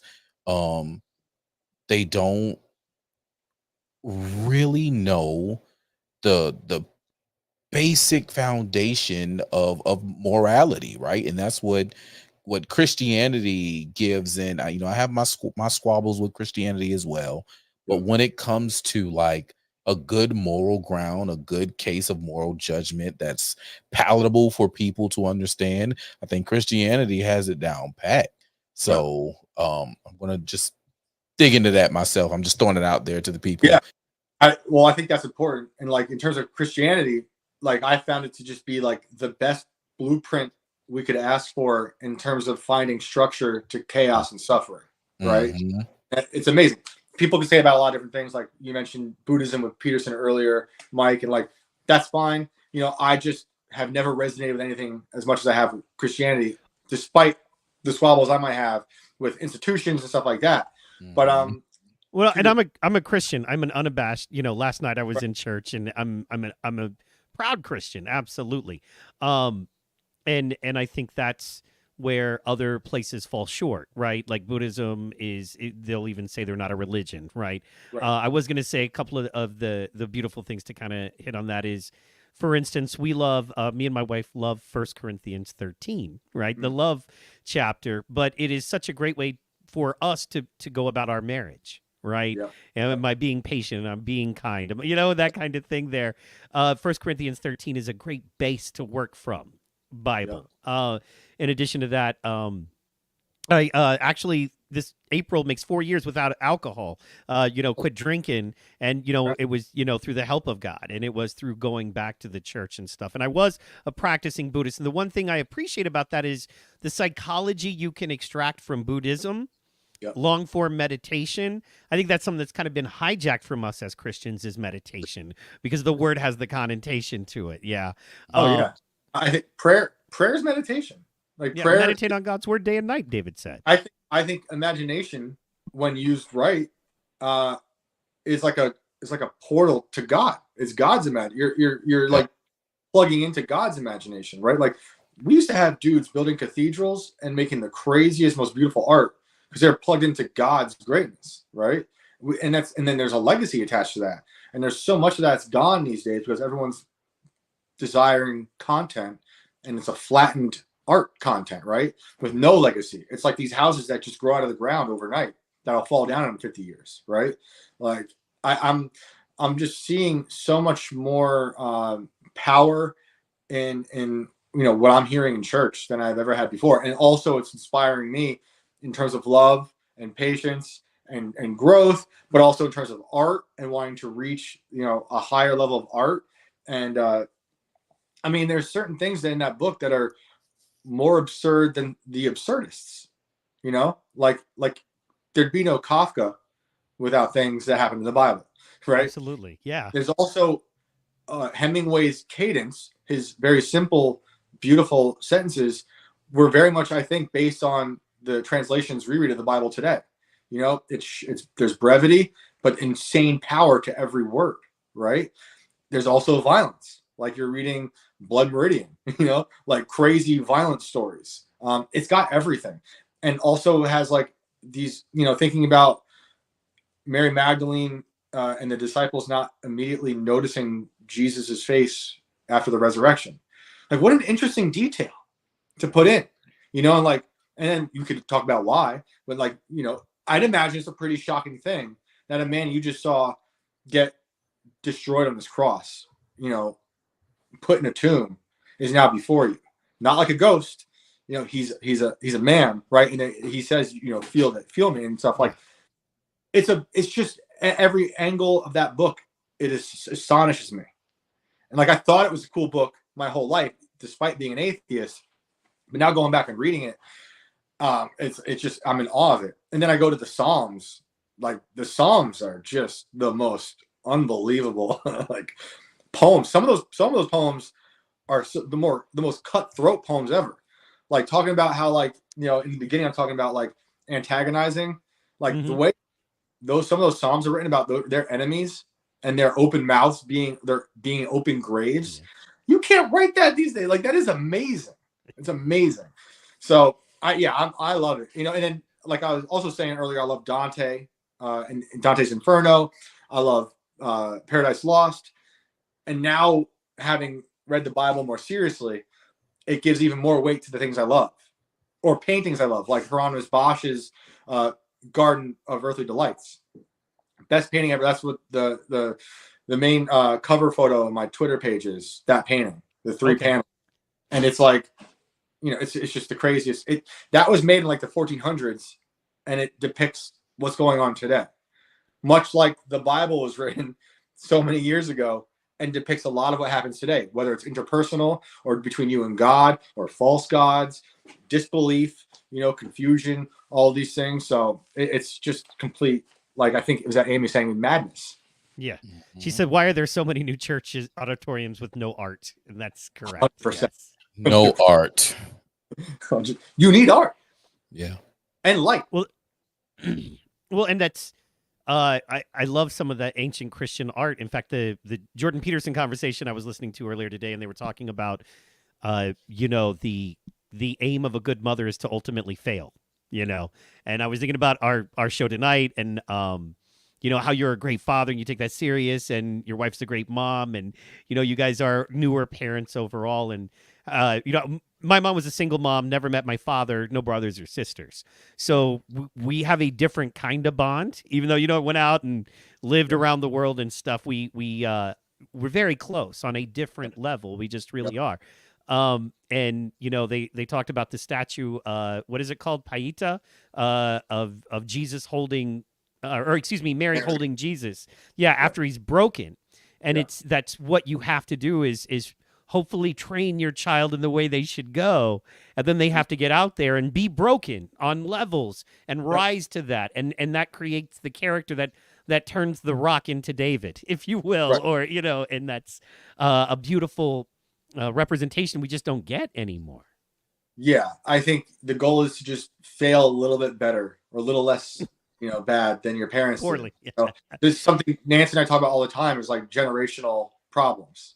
I've got a lot on my family for various reasons, whether it's addiction, or I was raised like I was a horse on a horse farm.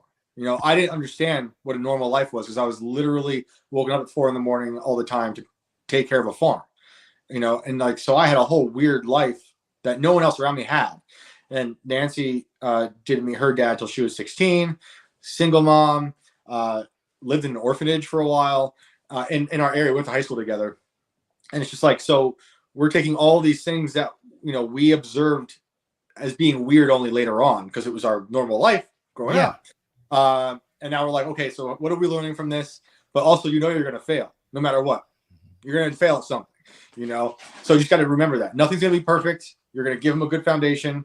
They're going to fail. You're going to fail, and the imperfections make you, I think perfect. That's what perfection is being open about all the problems that you got going on, observing them, working on them, and then just not letting them destroy you, what happens a lot, unfortunately. Yeah. And it's, as somebody who's, had my fair share of drugs and alcohol and pleasure experiences, the brain dopamine release from the work is such a much greater high. A couple of things I want to say there. One, there's that. And then two, that's what I love about Christianity, trying to be a good husband and a good man now, more so than, ever before, at least. It's there's such beauty in the Bible with that structure and that power you feel, and power becomes a different thing. Power now is self-discipline for me. The ability to be a better human being with a clear mind and a greater desire to do better things. That and just, once again, power over yourself. That's the true power to me. Because if no other man can shake you, no situation can shake you from what you feel your goal is or your God-given goal. That's power, man. That's more powerful. Like Bryson, for instance, right? For lack of a better way. And the Grifties. Bryson changes the game in the room. You're not going to smoke around him. Yeah, I don't drink, but I know people didn't want to drink around him. He changes the game. He elevates those around him via his commitment. And that is powerful, way more power than, whatever else people may consider power to be, in my opinion, because no matter who you are or what level, he changes you. You straighten up for him. And that's power. I asked Bryce, I was like, do you care if I have a drink around you? I didn't. I ended up not drinking because I had to drive like 45 minutes after. But no, I like that though. I like when being around people that you're like, I shouldn't curse. And I still curse. I've been a lot better about my cursing, but like it's gonna take a while. I used to be a pirate. But like with Bryson, that is hilarious. I love that. And I actually had a good conversation with Bryson at the Grifties because I was asking him about denominations and like going to church. He was saying he doesn't really go to church just because of and I agree with this, a lot of churches have man-made decrees, right? Yeah. It should just be God, that's it. I don't have that, but I get his point. I don't have that at our church, I'm saying. But I was telling him, the other reason I think it's important to go to church for me, the man-made decrees I also agree with though, is because I want my kids and my wife and myself to have a community where we can Yes. I didn't have that in New York. And then I still have some friends from New York, but I lost a lot, after I said a lot of things they didn't like during Black Lives Matter or lockdowns or vaccines or Trump. And, that is what it is. But we lost a lot. So having a community meant a lot to me and to my kids. Like I love seeing them have friends from church, and then in their daily lives throughout the week, God's a part of it. It's not just like Sunday, you go to church and that's it. It's like the weeks leading up to church, right? We're talking about me and my son, he's about to be 8. We talk about the gospel. We go through different stories every night, because I'm learning again. Technically, he's been a Christian longer than me because he said he believed in Jesus a year before me. So he's teaching me, right? And he's very excited about it. So that's one of the things about going to church that I really do like. Eventually, once I found a place that I like, I just couldn't. Those first few churches just weren't cutting it, Well, Proverbs, by the way, for for like on your son's level. This is why I love Proverbs, is that it is so profound in that the simplest couple of verses can on their face be great advice, but you dig into it and it's brilliance, man. And King Solomon was brilliant, and just that whole story and idea is a beautiful ride. And I'm in there right now currently. That's amazing. Yeah, I love going through those stories and trying to apply them to even my son's life. You know, whether it's Moses being nervous to talk. You know, my son unfortunately inherited a lot of the nerves I had growing up, like stage fright. He plays piano, you know, and we had like a recital recently, and he got crazy nervous. I knew he'd be nervous, but leading up, we talked about Moses, you know, or like Jonah running away because he doesn't want to deal with it, you know. And then seeing him apply that, and then once he's there at the piano and hits his first note, it's dope, and his confidence is there, and then all the anxiety goes away. But yeah, it's crazy. It's crazy to see your children reliving in their own ways of things you went through, and it's like healing for you because you're now detached from it. But also, it's crazy. You know, you remember how much it affected you at that age, and you remember the weight of that situation, and then you're trying to have empathy for the kid, but you're also like, all right, now, come on, you know, let's go. Let's do it. That is awesome. And it's funny as we're talking about that, it reminds me of the weird juxtaposition, and I know you'll be able to hang with this hard shift, but ultimately I believe life is set up to break us down to the point to where we need our creator, our spiritual father, or, you know, ultimately we fail that mission and we lose. And I think that right now the government and the Marxist ideas that they're trying to inject into our society it's funny because it's almost like a bad sick version of the same thing, in that they're trying to get us to scream for martial law, right? And they're trying to get us to give up all of our rights and freedoms for their protection, for government daddy protection. And I think that's the thing, because I think to be a true far leftist, which I was for a long time, I was a Che Guevara t-shirt wearer, you know, and I mean, I was one of those guys for a long time, you know? Yeah, man, I could have fought with you about it until, I literally, funny story, I had a Buddhist monk friend. He was a good friend who became a Buddhist monk, and we would still talk from time to time. And that's, you know, when I learned some stuff and, you know, did some stuff, you know, he was like, come to this retreat and check it out. But, I remember I told him I couldn't vote for Hillary or Trump at the time. I was like, because, you know, Hillary's evil. I was a Bernie bro, right? And I was like, Hillary's a straight killer. And he's like, well, you're the Buddhist monk now. And he was like, well, you're stupid and you don't care about America. And I didn't know you were racist. I was like, bro, it's me. Like, me of all people. And it changed my whole, I was like, wait a minute. And it was making that mistake of thinking that the people I was running with wanted to be enlightened and wanted this information so they could make a decision based on everything around them. That's the opposite of what they want.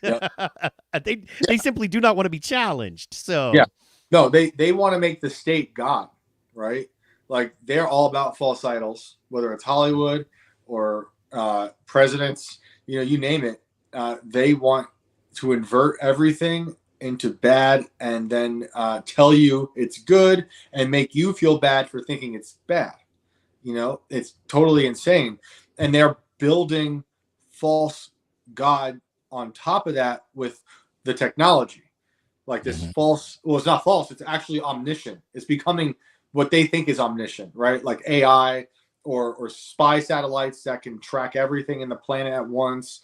Like, go look up. That's a whole other thing with Lockheed Martin and their global mapping. Dude, we'll get to clouds. Side note, I grew up outside of outside of the number 4 largest Air Force base in America, Midwest City, Oklahoma. There were, I mean, you grew up with that stuff and you were just told it was vapors.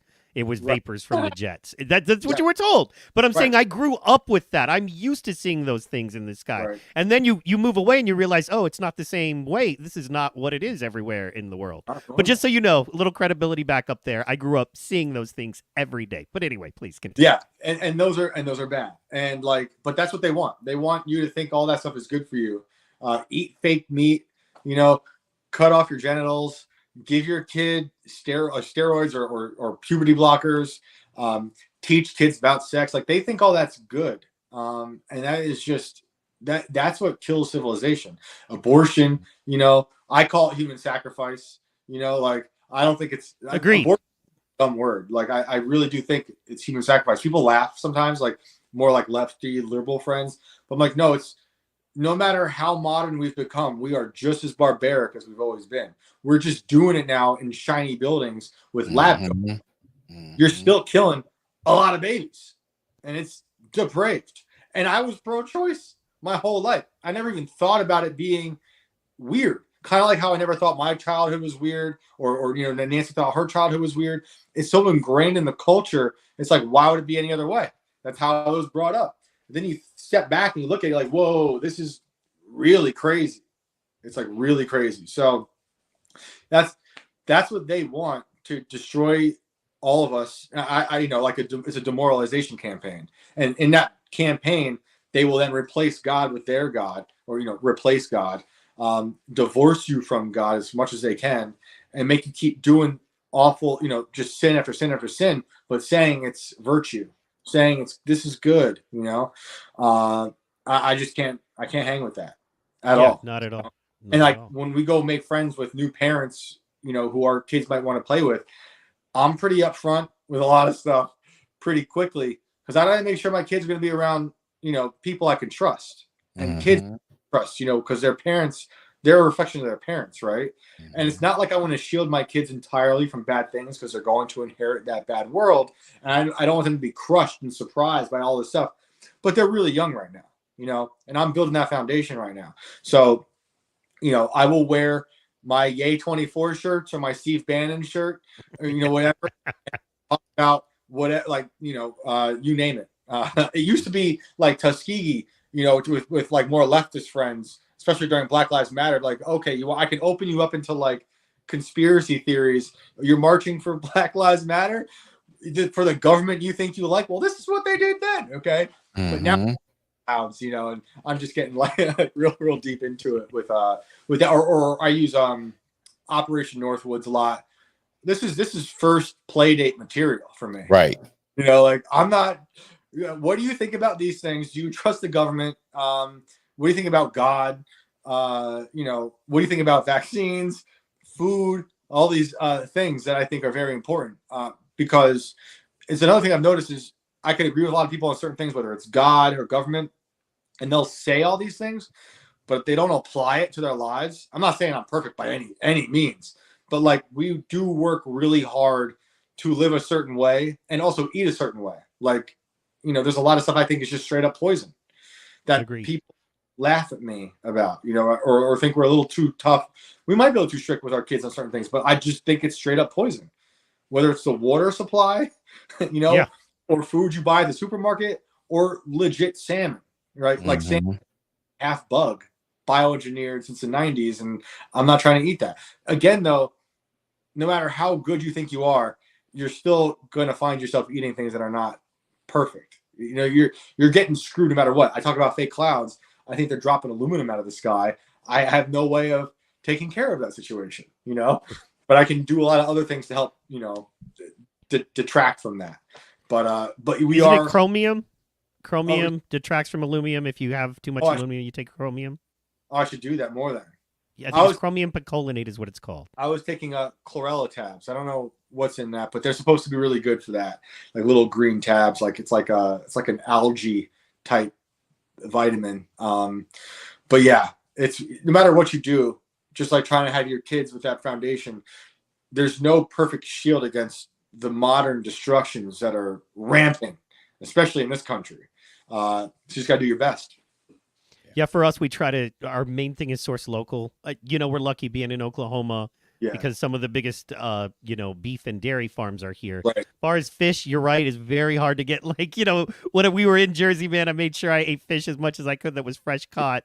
But as far as our beef and chicken, local, we know the people who raise the chicken we eat. We know the people who make the honey and raise the bees we eat. So, yeah, man, absolutely. Here in West Virginia, we got the meat down the road. We drink raw milk. We have for like 8 years. The honey's down the road. So as much as we can, it's from people we trust, but you never know, because you got people spraying pesticides, and it's just poison everywhere. We're in a poison. Everywhere, man. But Taco Bell tastes like Taco Bell, and I'm just, if you grew up on it, it's an addiction, man. It's like, can I do something? Can I have something, yo? Oh, Taco Bell's amazing. I can't. There's something about it, dude. There's something about Taco Bell late at night when, especially if you're just road weary and you're coming into town and you're starving and it's hour 6 on the road or whatever, and you're like, man, I don't want to cook nothing at home. I don't want to dirty up a dish. There's something about Taco Bell that feels a 3 in the morning Crunch Supreme. Yeah. Fourth Shame meal. on us. Yeah. Fourth meal. Yeah. We live in a country that we're so rich we promote. I just feel bad for all the people watching American TV and they're like, fourth meal? These mother. Right. Yeah. Right. And what is fourth meal? And then you're driving home late at night. It's like, dang, I'm hungry. I want to. This is fourth meal. Okay. No, I gained a lot of weight with a fourth meal problem. My wife didn't know I was having a fourth meal, right? I was driving home from teaching and I taught long classes, and there was a Taco Bell on the way home. And I was like, I got to have something before I get home. So my fourth meal was actually my third meal. So I was having a secret third meal, then having dinner at home. That added up real quick. And when my son was a year old, I was telling myself, woo, you got to lose some weight. So I had to cut out the secret meal. Finally. Oh, heartbreaking. I know. I feel so much, dude. I gained 60 pounds. Woo. Yeah, no, it'll add up quick when you start eating that. Man, I met my wife. We've been married. It'll be a year next month as well. And I met her, a little over 2 years ago. And I was, boxing and gym and all that. Then I hurt my shoulder and I moved down to Texas with her for a little while. And then it was about just kind of working and eating. And I wasn't, and I got back on the road as a comedian. And as you know, on the road, you're eating chicken fingers and if you're eating it all, that's the crap. So yeah, man, I gained 60 pounds back and I'm back in my zone to get it off. But yeah, dude, it adds up so quick, especially the older you get. Exactly. Speaking of adding up, you've done a lot of work, man. There's a couple of main things I really wanted to get to about your work. I know talking about work is a thing, but your work is just so cool, bro. So there you go. But the first thing I wanted to bring up, because Pro is specifically involved in this kind of thing, is your Carrie Lake stuff you did. Yeah. Yeah. And how you were with her and you saw that, because Protocol is heavily involved in the Republican Party in Savannah, Georgia, and he has proof of fake votes and stuff like that. And yeah. So Pro, I wanted to, just kick it off, hand it over to you and let you guys talk about that a little bit. All right, his experience, yours, what you saw, what he saw, So we all know, man, that the last, I would say since 2018, for sure, it's undeniable 2018 for sure. Definitely 2020. People argue, way back before then. There was some questionable things that happened with our elections, right? Numbers were off, precincts were crazy, ballots were being stuffed in drop boxes, and people got to a point to where, you couldn't question it. Even when you found something on its face, you couldn't question it, and you were crazy for questioning it. So I got something that I'm going to show in a little while. But I just wanted to know, what was your experience in working with Carrie and being over in Arizona? What did you see, on that journalism move? Oh shit, they did it. Yeah, dude. So I guess it was a year ago when I was in court with Carrie for her election trial. And I had met her the day before. We sat down, had a preliminary interview, and I thought she was authentic. She was nice. Again, I'm weary of politicians, but I liked her vibe. And she was like, well, come to the court with us. And that's what I did. I walked into the courtroom. And first of all, just on her, I always think this is funny. When we walked into the courtroom, she sees a mainstream journalist who I guess has been writing really bad articles about her. And in front of everybody, she looks at him and loudly goes, "This guy writes fantasy." And I was like, yeah. I was like, I like that. speaking about antagonists, right? Yeah. That trial is crazy because in my mind, I was seeing proof that there was just complete debauchery with the election system. I mean, in the second day, we caught the first guy in a lie, like who was going against Kerry. He said it was all about I forget the specifics, but it was about the ballot print size had been off. And he made it sound like it was a last minute mistake. Come to find out, we all knew about it. We just didn't fix it. And what happens when you don't fix it? It doesn't read those ballots properly. Isn't that interesting? So that was just one thing. And then meanwhile, on top of that, like revelation, which obviously the corporate press didn't care about, we're also looking at the problem with ballot custody. Completely insane. It's like it's going to places we don't even understand. We don't know what's happening in some of these places. I tried going to one of the places that had custody for the longest that printed the ballots. That was like trying to break into a prison. It was the weirdest spot. It was weird. I did try though, but and then so on top of that, I'm watching the corporate press report on a false reality, like what Kerry said to that guy. They were pumping out fantasy. I'm sitting in the room. I'm watching a reality that I believe is objectively happening in front of me. We're talking about the ballot size. We're catching them in a lie. They're saying they knew. They didn't do anything to fix it. They also, to me, like this is subjective. I think they're full of shit. I think these guys are lying. I think it's clear as day that they're lying, and they're also really condescending. And they hate the voter, and they hate Kerry, and they're doing that thing where they're like, "Well, I am a Republican." Like, you're not really though. Like maybe in name only, but you don't really care. You're a Republican for power. You like status. You like your reputation, and that's it, right? Everyone else, screw you. Right. Yep. So I hated that the whole time. Like, well, he is a Republican, means nothing. But it means something to the corporate press, because then they can print in their papers that he is a Republican, which to them thinks it gives their argument credibility.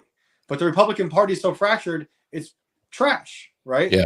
Yeah. So I'm watching the report on all these things that are fake or just totally they're reporting on it from a very specific angle. So the audience will see this, and then they're trying to demonize Kerry, because at the same time, well, I guess it was a little before this, but the press was saying Kerry is like the most dangerous politician, which is why I asked Kerry what it felt like to be a counterculture politician, despite being like a mom, in a pencil skirt.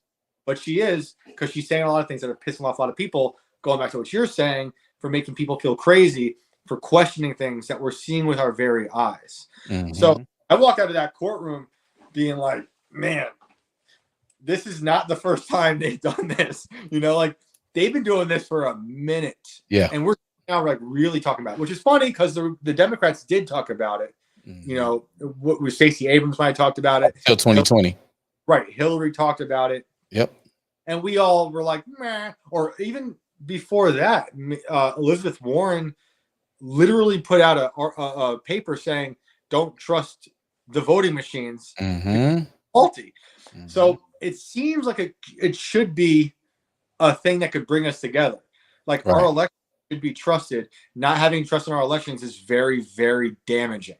Yes. But like, Georgia, I remember seeing videos from 2020 of Georgia. Like when I had a friend in Atlanta, and he went to be one of the people to watch the recount. They pushed him out.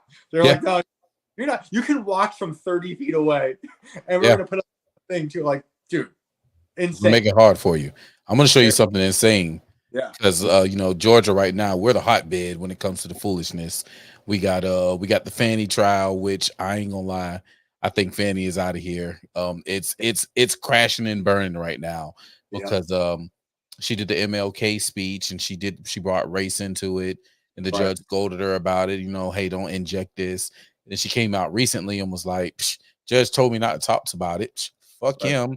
You know what I'm saying? So many words. I'm going to talk about it anyway. And there's nothing anybody can do. And it's like, damn, Shawty, you wildin'. And then you got this dude who I need to say now, to all the viewers, everyone keeps saying that Judge McAfee is going for re-election. He's not going for re-election. He's going for his first election. He got in that spot being appointed by Governor Kemp. Good detail. He's a Republican. You know what I'm Right. saying? He would have never made it in. And he knows that he's in a very blue area and his ass is grass. So, you know, he kind of did that to, you know, everybody's like, oh, he passed over to the appeals court. Yeah, he's also trying to save his ass. And he's also trying to get elected for the first time. Right. In a place he's never ever going to get elected in. Right. So, you know, that's crazy. But, you know, everybody's watching us with that. And they're like, you know, this whole case is like, oh, he called the Secretary of State and was like, find me the votes and find these votes and make up these votes. And he's trying to steal the election. It's like, no, the man literally said there is no way, it is not mathematically possible for the things that happen to have happened, and I lost by right at 12,000 votes. Someone do me the favor and find the votes that they use. I don't care which system of cheating you decide to expose, whether it's the ballot box, whether it's the flipping of the numbers, whether it's the playing with the precincts. I don't care. Find me those votes. Well, Mr. President, I have said it time and time again. I have hit people with this, and I'm finna show everybody. When you go see Beanie Man, tell Beanie Man, hey, I see something in Georgia. So this is the Board of Elections. This is our Board of Elections page. They have all the results from all elections. All right. Yep. So let me see here. Where is past elections? We got elections. We got prior elections. Go down here. You see this lovely page right here, guys. We're gonna go down to 2020. We're gonna go to general election. This is the statement of votes cast right here. The statement of votes cast tells you each type of vote that was cast during the election.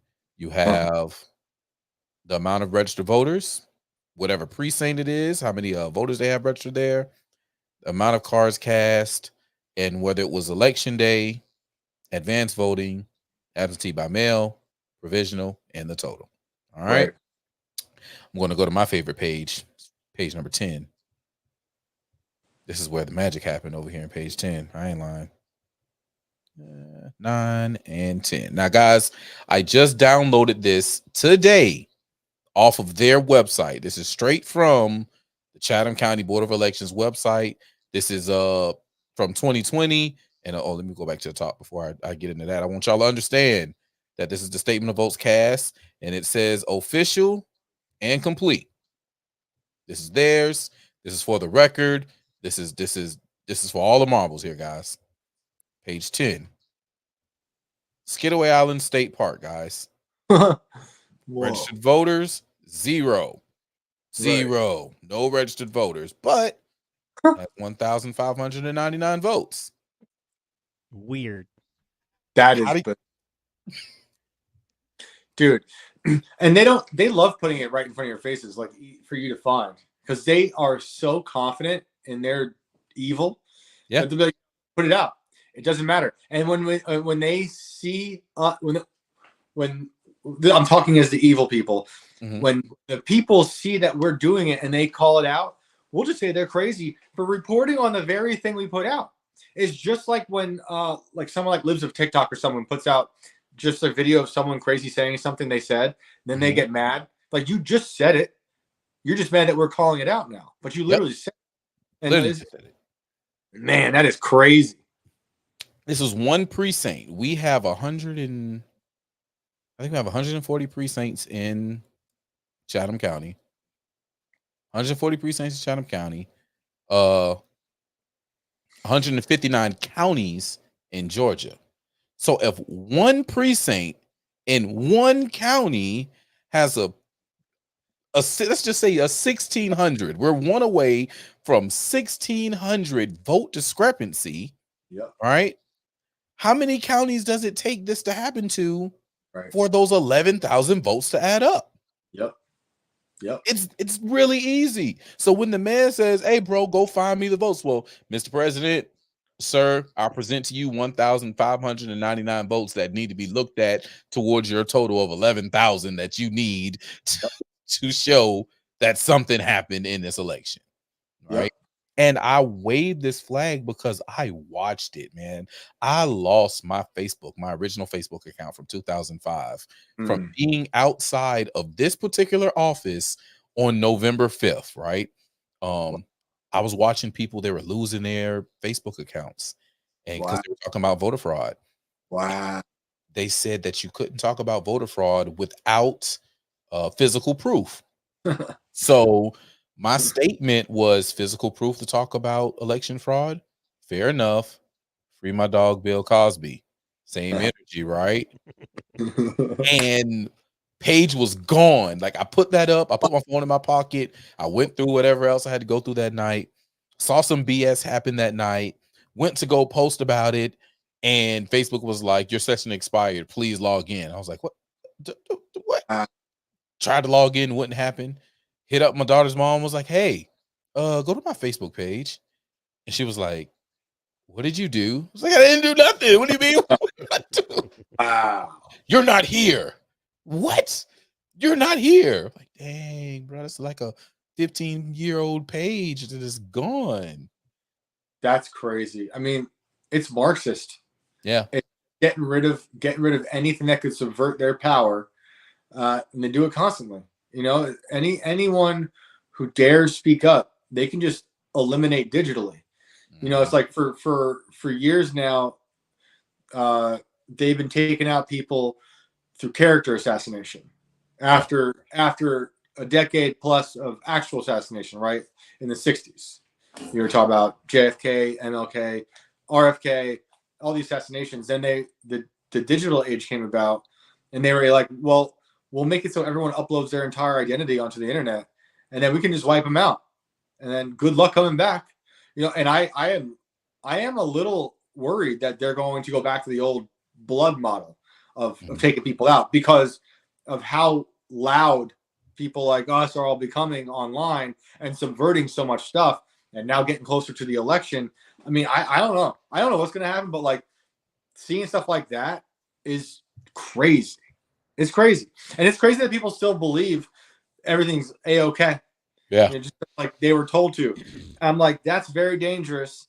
And we need to pay more attention to it because our elections, you know, should be trusted.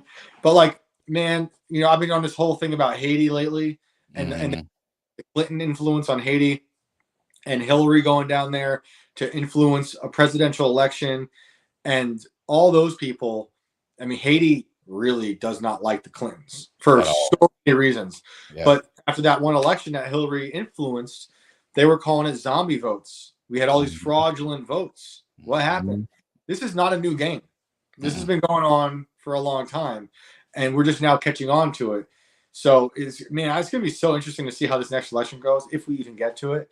If they don't find a way to be like, oh, we're not having it now. You know, if they start a war or, you know, Project Bluebeam us with some fake aliens, who knows?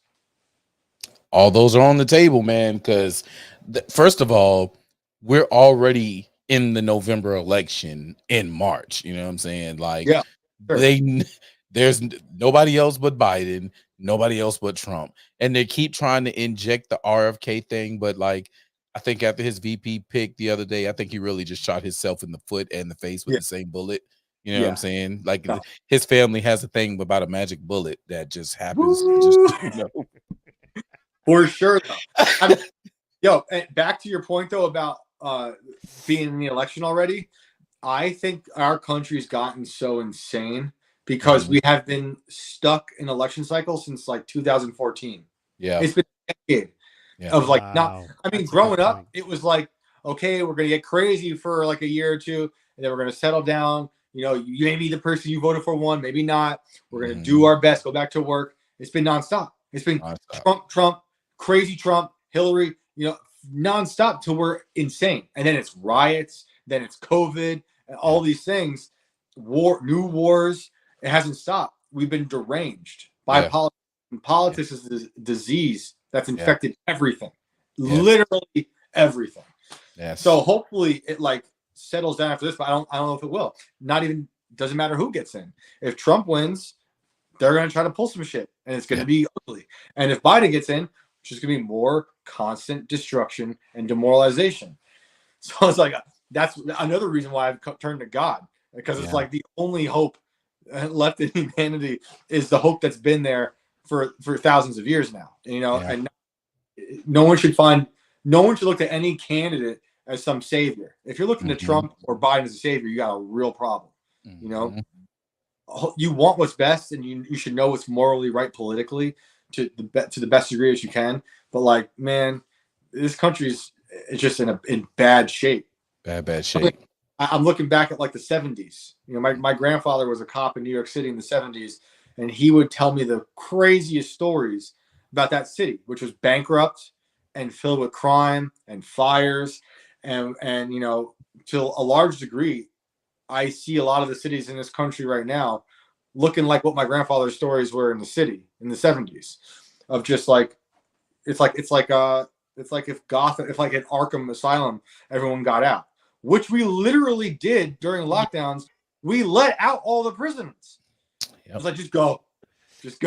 And you wonder why shit's crazy. And that's also crazy because like I'm for prison reform. The prison system is crazy. Biden is a lot of the reason we have a bad problem with, you know, minor drug offenses in the crime bill from the 90s. So like, I do like the idea of people getting out of prison, but not like how they were doing it at lockdown, where we just let crazy people out, like Arkham Asylum, like some Batman stuff. Shane, you're sounding like a lunatic, a fucking lunatic. Yeah, dude. Bound to happen. Well, no, it's which brings me to my next thing. You guys know I would never say that to Shane unless he wrote the book called The Fucking Lunatic, which is oddly feels like a first person perspective in a way. From your perspective. Tell us, okay, so this is one of the books, it's one of the very few books that it's mysterious when you look at it. You know, there are a lot of books with a lot of information about them and that kind of thing. And this book you have to crack open. And it's so, what's funny is it's one of those things where, you know, you talk a little bit about BLM and the stuff, like you just talk about everything that's kind of going on right now in some kind of way, and then responding to people and then what they're saying. And it's just real interesting. So I was kind of hoping you could put a couple of words to it to maybe help people understand. Cause I read it, I have it, I love it, but it's still hard to explain to people. You know what I mean? So, the first thing I ever wrote for that book is the first sentence in the chapter about censorship. I think it's called the censorship argument. And that first basically something I posted online, and I'm going to paraphrase myself because I don't remember it out loud, but it's like, I'm more afraid of people who want to get rid of free speech than Trump saying anything on Twitter. It was the day I wrote that the day after Twitter kicked Trump off. I literally got death threats from friends. I had a dude in the army telling me, like, I'm going to find a way to blow you up. I'm like, yo, I thought we were friends. And like, these people took it so seriously. In that argument, you know, I got called a fucking lunatic, which is where the title came from. But I started writing that book. So that day, the day after Trump was kicked off Twitter, and what I decided I was going to do was I'm going to start conversations, arguments online, and I'm just going to print them out and turn them into a book. Nice. But like, I'm going to change everyone's name because of privacy reasons. So that's what I did. Everything in there is a conversation I had. I'm obviously the fucking lunatic. You'll find that out when you read the censorship argument. But I just, so many friends were such in a frenzy over either BLM or the vaccines or Trump. And I was just like, I'm going to say one thing and see what people say. Some of them got really crazy. Some of them were like good arguments and conversations, you know. But that's all that book is a collection of like everything that happened from Trump being kicked off up until, I guess, the vaccines, people being made to take the vaccines, which is funny, bookended, because a lot of the people I was arguing with over, you know, a lot of the, this is just the truth, a lot of the white women I knew who were arguing with me over George Floyd were also, by the end of the book, saying it's okay for black people in New York City to not go get groceries if they didn't want to get the vaccine. That's their problem. So I'm like, you went from being like segregation's bad, like police stuff and protect black lives, to being like, well, fuck them. You know, if they're not getting the vaccine, I guess they can't go to the same cafe as me. I'm like, you I do think- realize, like, not that long ago, you were saying something that's very like different, you know, contradictory to what you're saying now. It was, to me, mind blowing. So that's what that book became, and then I made it look that way because I was also really doing research on Mao and Marxism and his idea of Marxism, and he would put out the Little Red Book in China, Yeah. which is like Yeah. albums. So it's a reflection of that, of the way that book looked. Yeah, and then the back is just I put blurbs on the back of that book, which are just really bad things people said about me. I love so brilliant. Yeah. Yeah, I loved it. You know, as I like being called. If you think you're gonna hurt my feelings by calling me bad names, like I don't give a shit. Like I'm actually gonna make it a blurb from my book, and that's Beautiful.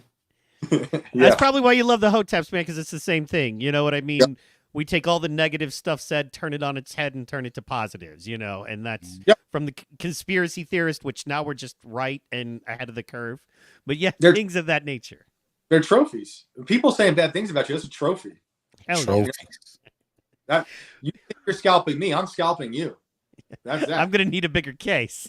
So, yeah, I would say I would describe TFL as a heartbroken realist with who is fighting with every shred of himself to not fall into nihilism. Right? That's what it feels like. I'm really trying. I'm heartbroken, but I'm trying to approach my common sense views and outlook on everything with a genuine compassion for you people that are attacking me in nuts. And here's the thing. This is, unfortunately, as funky as this option is, it's the only option I have, because otherwise I'm straight nihilism, right? Right. And then, you know what I mean? Yeah, so. Could have easily turned to nihilism, which is what they were doing. They're nihilists. Yeah. They don't really, they're not calling themselves nihilists, but I couldn't do that. And man, it was wild, because like before I wrote The Fucking Lunatic, I published a poem a year prior about, it's called I Will Not Join Your Cult, and it was the first time I ever wrote anything political, and that was about lockdowns and riots. And it really isn't like, I don't think, looking back, it's not that bad, but like my friends at the time, I had grown men calling me at midnight crying. Legit grown men. One of them had just had a baby they brought home. And I'm like, bro, be with your family. Like, yeah. He's like, I thought I was on the right side of history. I'm like, first of all, I hate that phrase. It's stupid. Right. Doesn't mean anything. Second of all, call me tomorrow. Text me. But they were so upset about me calling out things, or God forbid, calling out Obama, who I did vote for twice, and I am ashamed. I voted for him. I am, but I did. Agreed. And it wasn't until his like last year in office, I'm like, well, this guy's a warmonger liar, just as bad as Clinton, just as bad as Bush, whatever. Just because I listen to Kendrick Lamar and so does Obama doesn't mean I gotta like him, you know. But like, I had friends who were so upset that I had anything to say critical of Obama or anything that's in that poem. So that was like my first like stepping into that political realm of, I'm going to say some things else. If I didn't say it, I was going to like be sick to my stomach, right? I was just so mad. So I had a little idea of what it was going to be like putting out something political and then having these conversations online. But The Fucking Lunatic just became like a whole other beast. And like, I'm a bit of a sadist, maybe, because I put myself through this punishment of talking to these people. Some of them were former friends, some of them are still friends, but like, I really wanted to have a conversation where they could call me whatever they wanted, and I could get snarky at times, but I wasn't going to just default to being like, oh, you stupid, blah, blah, blah. I was really trying hard to be patient and bring them to a place of being like I was saying earlier, you're pro-segregation now. You went from being anti-segregation to be like, you are legit pro-segregation right now. And I'm making you say it. Like, I'm making you say those words right now. They're like, I guess I am. Like, damn, dude, that's crazy. Crazy to me. It's fucking nuts, dude. The fact you're okay with it. Yeah.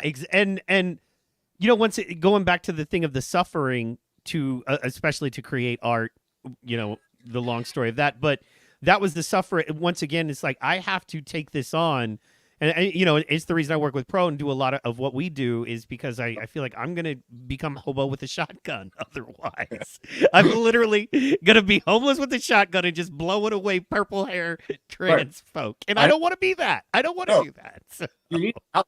And like they made it so they made you feel bad for even speaking out about it. Like we were talking about the election stuff. Right. I feel so much better. I'll lose all my friends if I have to. I'll say whatever I have to say. If you don't like it, you don't like it. I don't care. Right. Like I feel mentally better now. Yes. Years later.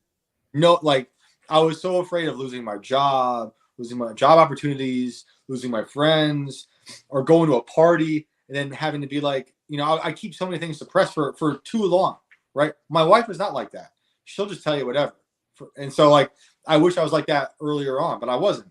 And as punk rock as I thought I was, I could do that on stage. But when it came to politics, I was like, oh, man, I don't want to go through that.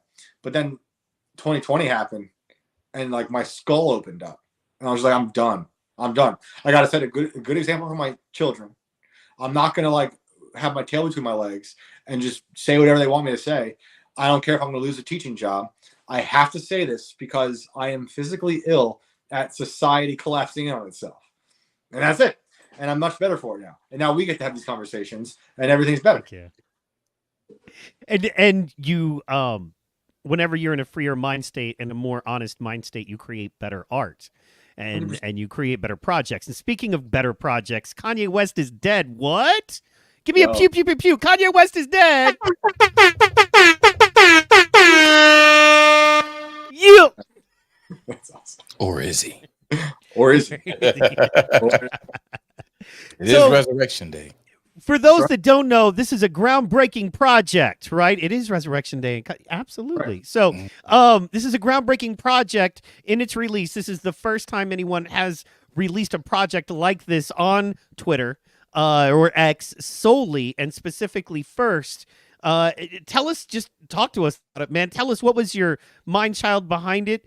You know, I know you started writing it a long time ago. So, you know, kind of tell us about the evolution of it and that kind of thing. And what's fun is we get to read, and as you share your evolution with us, we get to see that reflected in your work, right? Yeah. So I love that. So hit us, man. What you got? So speaking of Easter, you can't have Easter without Good Friday. Kanye had his Good Fridays leading up to Twisted Fantasy. By that point, I was at I couldn't imagine pre-Twisted Fantasy for Kanye fans. I mean, we already had 808s, you had Graduation, you had Through the Wire. You know what I mean? It was amazing. He could have stopped and been like, that's an amazing run. Then we get Good Fridays. You were hearing amazing songs with a lot of interesting people on them. And on October 23rd, 2012, I guess it was, whatever year it was. Shout out to my mama. Birthday, right. October 23rd. Sorry, go ahead. He puts out Monster. I'm like, look, I really hate Jay's verse on that song. And I also really don't like Nicki's verse. I think Kanye's verse is the best verse on that. And it's an underrated verse from Kanye. The second I heard his verse on that song, I had this whole idea for a book. I was sitting in front of my parents' house. I was on a picnic table, and I was just like, oh, I see the whole book. And I started writing it at the picnic table. And it's funny. So real quick, this is all very strange. October 23rd, I don't know if he did this on purpose or not. On October 23rd is also the day he got into a car accident 10 years prior. So I don't know if he knew that, just coincidence. But I always thought that was interesting. But I remember sitting down and starting writing it. That first thing I ever wrote, which is really, really bad, I looked at it. I'm like, oof, got a lot of work to do. But the odd thing about it is Kanye in that first draft finds me and says, you should fly with me to someplace. That's literally what happened in my life. 10 years later or so, I meet Kanye. He's like, yo, fly to LA. That's what started the whole thing. So it's like I wrote it into existence. But anyway, hearing Monster, I saw this whole idea for a book. I started writing it, intermittently over the years, always being like, that's my favorite project in my brain. And then I met Kanye, And then on our second day together, it's just me and him. We're in his it's like a hotel, but it's like a giant suite, and it's a studio now. And we're looking at the Pacific Ocean. Just me and him. It happens to be Jay-Z's birthday. So we had just listened to Watch the Throne in his car on the way to this place. And he's about to play. This is just funny thinking he's about to play like Otis, I think. And he's like, we're only going to listen to ones that no one listens to. Well, that's fine, dude. So we get to his spot. We're just talking. And I'm like, it dawned on me. I'm like, I've been writing a book on this guy for like 10 years. So it might sound weird, but I'm like, yo, I've been writing a book about you for 10 years. And he's like, oh, cool. And I tell him the whole thing. And, up until, now when people start reading the first chapter, only my wife and Kanye have known the overall plot. And it was hilarious. He was like about to post stuff about it. I was like, dude, please don't post anything. At that point, he'd been posting so much on Instagram. And we had also, him and I had just written a Instagram post about Elon being a clone and Obama being a clone. So like we were just like riffing, and it was a crazy, crazy day. So it was funny to be like, after all the things we had just done, like by the time we got to that conversation, there were now articles written about the things we had posted on Instagram, like about Elon. And so like it was hard to be like, yo, maybe not that part, but he was cool and that was fine.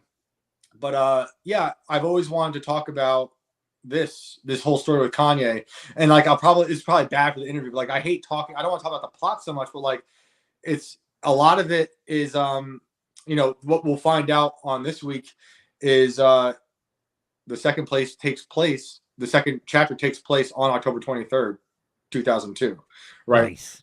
A big day for Kanye's career. So I'm stoked on this. I'm stoked to share it. And I decided, like, going back to the beginning, there's no middleman here. And this story's kind of crazy, right? I didn't want to see this filtered through. And I'm stubborn. I didn't really want to collaborate with anyone, which is funny, actually, because I'm going to go back on that. I will be collaborating with the audience. So they will be my middleman, right? If anything, if someone says something that interests me, I might use that to some degree, or like learn another idea I have, right? Which is something I learned doing with the Inverted World series on the volume 1. We serialized that through Tim's, like, one of his YouTube channels. And people would say, like, maybe give me a correction. And then I'd use that in the book when I published it. So I kind of like that idea of like the audience can help. Which in a weird way is also what Good Fridays were, for Kanye. Yeah. It was like, which is also like what his listening parties used to be. I can't speak to those listening parties now so much, but they used to be Kanye with the audience, seeing how an audience reacts, going back to the lab, making it better. So yeah, I'm stoked. And it feels good to finally be putting it out. I feel like a major weight is off me, while at the same time, a new weight is there, because now it's like, wow, it started. Now I have to actually keep up with it, But I'm really stoked on it. The reaction to the first one is really awesome, and it's only going to get crazier from here. Heck yeah, man! I'm excited. The new drop comes this week coming up. Yeah. Yeah, this Friday. Nice. Yeah. Making us wait till Friday, Shane. Come on. I know. It's going to be a Friday thing. I want to stick with the Good Fridays. Although I missed Good Friday. I could have dropped it on. But I didn't. I'm about to pull some celebrity BS here. You know what I mean? Watch this. So look, dog, Wednesday's my birthday, and because we're friends, email me that in advance. What do you say? I'll try. This is the funny thing. And you probably know this, like when you guys, before you go on stage or get on the microphone, everything changes in the last minute. Like the thing I just posted 2 Fridays ago, I had that written. I had a good outline, all these things. Something happens right before you press play or press publish, where like I'm editing new stuff now. So if I could try to do that on Wednesday, I will. But it's like, I don't know. No, I'm tripping. There's something about that deadline last minute that I think I'm addicted to, right? And it's like things just happen in the last minute, which is just what will be daunting and awesome for this whole project. And I don't really know how long it's going to go on for. I know the size of the book. I know how many chapters more or less there are, but I'm just going to kind of go by the seat of my pants and see what happens. That's so beautiful and cool, man. scary. And how long is it? Do you know, like, what's your timeline on it as far as how long you're I going to? I'm gonna go to the end. Well, I'm gonna try to, and I don't know what it's gonna look like chapter wise. Like in my head, I know how many there are more or less, but the thing with Twitter is like I don't want to put entire chapters. That's why I've been calling it installments, because it's not like a chapter that I put out. If it were in the book, this would have been maybe half of the first chapter, right? So I'm trying to be respectful of audience patience on Twitter, and like the aesthetically of like how long something is, even though that is longer than usual, because it could have been longer. So I don't know, breaking it down, what it's going to look like in the end. So it's kind of exciting because I'm also seeing now new things I never thought of that will be in the book now as I go along. So I think that's going to happen more. That's so cool. See, and it's so rare that you get a living, breathing, because the book would look different, and it's going to look completely different than if you would have wrote it completely, if you would have written it completely and, sent it to a publisher, editor, publisher, and put it out. Well, then that's what it is, right? And it's a monolith in that way. And not that that's not cool, but because you're doing this in real time, it's going to look very different as a final product. And then you're going to release it, you said, possibly after it's this part of the project is wrapped? Yeah, when I'm done with this, I will put it together, and I have my own little press called Vulture House. Yes. Started in 2020, and that's a little beef I have with Kanye. I think he took my Vulture idea. That's me. There, people know, like the font is the same, but it is what it is. That's what he does. It's so funny because like if you go back on my Vulture House Instagram, all that font with the Vulture stuff was totally used on the Vulture shirts. But it's cool. It's cool. It's cool. At the end, I'm gonna put it out through Vulture House, and we'll see. It'll probably look a little different at that point too, because I will have listened to maybe other things from other people or had other ideas. So it's like we're watching. I don't want to say this is a first draft because it's been through drafts already, but like it's an early draft that could change by the time we see it in a book form. But yeah, and oddly enough, I'm gonna also, I haven't said this yet, I'll say it to you guys. I think tomorrow I'm gonna publish another book on Vulture House, which is like my parody book. It's my parenting book. It's called Yes, Your New Baby is a Savage, and it's by Dr. Shane Cashman. I have a doctorate that I paid $20 for online, so I'm an expert on kids. I think I have it all figured out, and that will be available soon. Nice. You heard it here first. Dr. Shane Cashman releasing a new one. Right. That book's gonna be hilarious. It's pretty funny. It's got some really good advice in there for your children, that I think all kids are the same, really. You can just apply the same rules to all of them. Totally, and all the experts agree that this book is the only book you need for parenting. So it will be there soon. All the experts agree, yo. That's what I'm saying. 5 out of 5. 5 out of 5. 5 out of 5. They like it as much as they like the TFL book. You know what I mean? It was this similar level of praise there. So right. That's cool. So, and it's done. You're talking about releasing it very, very soon? Yeah, tomorrow for April Fool's Day. Yeah. Nice. Oh, Yeah. yeah, tomorrow is April Fool's. I forgot. Right. See, you get old and you forget about all the wacky holiday stuff, right? I So know. I love that one, though. It's a great one. Yeah. it is. Be absolutely. careful of the news you get tomorrow, everyone. Be careful right. of the news you get tomorrow. Yeah, every 100%. day's April 100%. Fool's Day for mainstream media.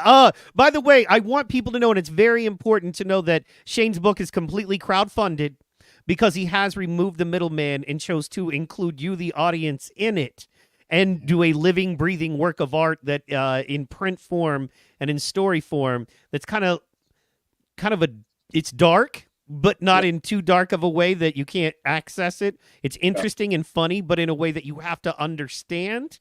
I think. You know what I mean? You're very intelligent, and your material is smart material. So it's crowdfunded. Please do share on your Twitter. I was looking for it. I know you posted it before, and I know it's cringy, but please, everybody, throw my man 20, 25, 30 bucks.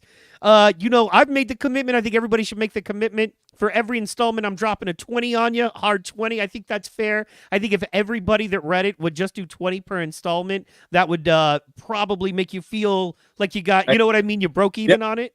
Thank you for the support. And it's very hard for me to share even the link for Venmo. Like, it just feels dirty Cringe. to me. Yeah. I don't like it. But like, yeah, the goal is if people want to contribute to the process, the Venmo is there, and you know, it's amazing. People have been very, very hospitable. It's very nice. But like, I couldn't imagine even the title "Kanye West is Dead" getting to a publisher, right? Yeah, never. And this book is too precious to me to have anything changed, because I'm that stubborn with it, with this project at least. So yeah, the help, you know, if you guys want to contribute, you can find the Venmo link. I'll try to be better at posting it. But like, I was sneaky with it the first time too. It was like a little comment, maybe not even the first comment out, maybe the first comment after. You're like, well, if you want to contribute, you can do it here. But honestly, sharing the book and liking it and all that stuff is just as much as the help, honestly. Like, because that was the other reason, not just not having anyone meddle with the art of it, but like, I have more reach on Twitter with a small account that I have compared to other people than I would have in these magazines, right? Absolutely, like, yeah. There's things I thought were precious, stories that were precious to me years ago, that would go to these places to die, that no one would read, right? And now with Twitter, as bad as it is for many reasons, I have access to like people just sharing, and that is amazing to see it move around like that. So, you know, shout out to anyone who's contributed and shared, liked it, because it all means a lot. Heck yeah. And that's something I wanted to ask you about, oddly, about societies. I feel like we're always, especially if you're, you know, more Christian conservative leaning, but you're also an artistic person. You get and you dig art. You understand that from the refuse comes some of the best art, and the beauty and the suffering and the you know, German mid-century, right? But I'm just, you know what I'm talking about, that rough kind of thing. And the beauty there, I love that. That's inspiring to me. I like the dark stuff. I want to say Bill Burroughs, I think is, but I'm thinking Everybody Knows, the guy who sang Everybody Knows. Leonard Cohen. Like, to me, he was the best at mining beauty out of the sludge and grossness. But you have to have the sludge and grossness to mine that beauty out of. But then also, I don't want my society to be that, but art reflects society. So, you know, you're struggling with, you know, Tucker's version of Moscow, which I want to live there, quite honestly. It seems wonderful. Let's be honest. I have a couple friends who live in Dubai, where they'll give you a ticket for having a dirty car. Right. So there's that. But, okay, so I would like to live in a society more clean and in order like that. But I also understand the value of the refuse pile, of the, you know, the funky New York inner city, or even, you know, Dallas inner city, which is legit, I promise. But anyway, you know what I'm saying? The balance. What do we do there?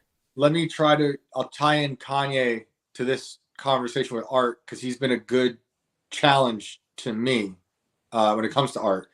But like, so when I went to LA, the first conversation he and I had was about degenerate art, you know?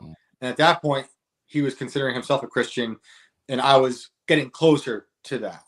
So we talked about what it means to make art that is degenerate. Where's the line, right? And I talked about my favorite art, like I told you, Hieronymus Bosch, which when people saw it in the 1400s, were like, that third panel is degenerate. But that third panel is depicting the fall, right? Like the legit, like, hellscape. So it's got to be degenerate. It's like when I was teaching, there'd be kids that get mad of me sharing Flannery O'Connor because she's bad people saying the N-word, right? And they'd be like, you can't say that. And like, I know, but that's a bad person, right? And they're a bad person because they actually are racist. And she's showing you it's a bad person by letting them say bad things. Like, really, And what does she do to that bad person? That person gets shot in the head later. And that's a horrible thing, right? And it's a very conflicted thing. All that is being done, whether it's Bosch or O'Connor or you name it. When it comes to some of these things, they're showing you the bad part of society or yourself, right? So it's like, it's a hard, like, it's a thin line to like kind of balance that when you still want to be considered moral with your art. But I think you have to kind of dip into this darkness to reflect it back on people, to be like, this is how depraved society can be. You know, this is what evil can look like. So I had that conversation with Kanye. Then the second part of that conversation with Kanye was him wanting to rewrite the Constitution with degeneracy laws. And this is the conversation him and I are having alone the next day, right? And I'm like, I get it. I get that wanting to have a very more clean society. But you also realize if you write those laws, there's no more Kanye. There's no young Kanye, right? And it's like, look at what you learned from being young Kanye to get to where you are now. So like, and who determines what's degenerate? I might have a different definition of degenerate than someone else, because I've got Catholic friends who are way more strict on their art than I am, right? So how do you define degeneracy? I know what it is. And then fast forward a year to me in Miami at Kanye's listening party for the first time we hear Vultures. And now I'm being challenged with what I want to consume, because for the first time in my life, after defending Kanye for years, I'm seeing someone who's a degenerate, right? Yeah. Like Kanye's art to me right now is not good, right? I don't need him to make Jesus is King or Donda all the time. You know, it's okay if you curse. I get it. You could tell stories, but to me, he's lazy right now. And sonically, he sounds amazing. Lyrically, he sounds lazy, right? And that you could debate that, whatever.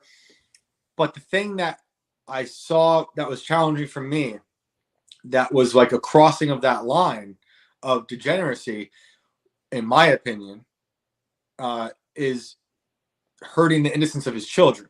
Because he had his 10-year-old daughter on stage at 3 a.m, surrounded by blunt smoke, and Nicki Minaj rapping about some real degenerate stuff. That just a year prior, him and I were talking about your kids should not be near anything sexual. Your kids should not be hearing lyrics like that. My kids will not hear lyrics like that. They're not much younger than North, right? And now here she is on stage listening to her dad rap about one in the pink, whatever the lyric is, right, from Everybody. Right. I'm like, what happened in 6 months? As Bryson will tell you, Bryson was with him in Japan not long after I was with him in LA. Yeah. He was still into the Bible, and then something happened. I think I will answer that in my own way in my book. Fair, but like, I don't understand. Okay, so what I'm saying that with me being challenged by that is like, I love art. I think you can make some crazy stuff, and you can push buttons. You can be an antagonist. You can make vile art if you want to do that. The line is, if you're sacrificing your child's innocence now, then that's it. Now you're straight up degenerate, right? Yeah, like, correct. Dude, you lost the plot. You could be a villain again. You can go back to the Yeezus stuff, which is weird because you never really went back to doing your old thing. He's kind of like on Yeezus Light now with this whole run, which is weird to me. But like, so I wrote this whole thing about that some months ago where I'm like, whoa, that's weird. That's against everything he said as a parent. And you can do a lot of stuff as an artist, but if you're going back on things as a parent with a moral center, that's weird to me, at least. I think that's objective, but you know, people will debate it. But people kept coming at me like, well, he's playing a character. You know, he likes Andy Kaufman like I do. I'm like, that's all fine. But his daughter is in a very bad situation, and you can't take that away. And so people got really mad at me about saying that. And he just kept proving my point, though. He put North in a shirt that said, fuck something. Yeah, he put North in a shirt that said, take your dress off. I'm like, dude, his daughter's just a billboard now. This dude was crying on TV, talking about his daughter not being on TikTok with sexualized dances, not wanting to be around certain rap lyrics, not wanting to curse on Donda because he wants his daughter to rap the lyrics. It's okay to go back to cursing and say crazy things. That's fine. It's just the thing with the kids really bothered me because I'm like, that's just a completely different person than the man I knew, you know, when it comes to fatherhood. And we had a lot of conversations about fatherhood. So, but it's funny because like I'll say this, and there's a ton of people just be like, they'll be like, well, that's just Black culture. I'm like, you realize what you're saying, right? Like that's crazy, right? Or like I grew up that way. I'm like, that doesn't mean it's okay. right. Yeah. Right. Yeah. And they'll be like, well, you listen to bad stuff. I'm like, I know. I go back and I'm like, I listened to Big Pun rapping crazy things when I was 10 years old. And that's not right, right? But also, I'm not showing my kids that. Like, Right.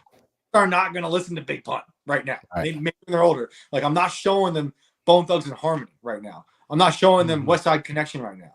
You know, like, I'm showing them things that are appropriate for kids their age and things that are like, you know, maybe that more mature people will listen to, but not with any bad lyrical content.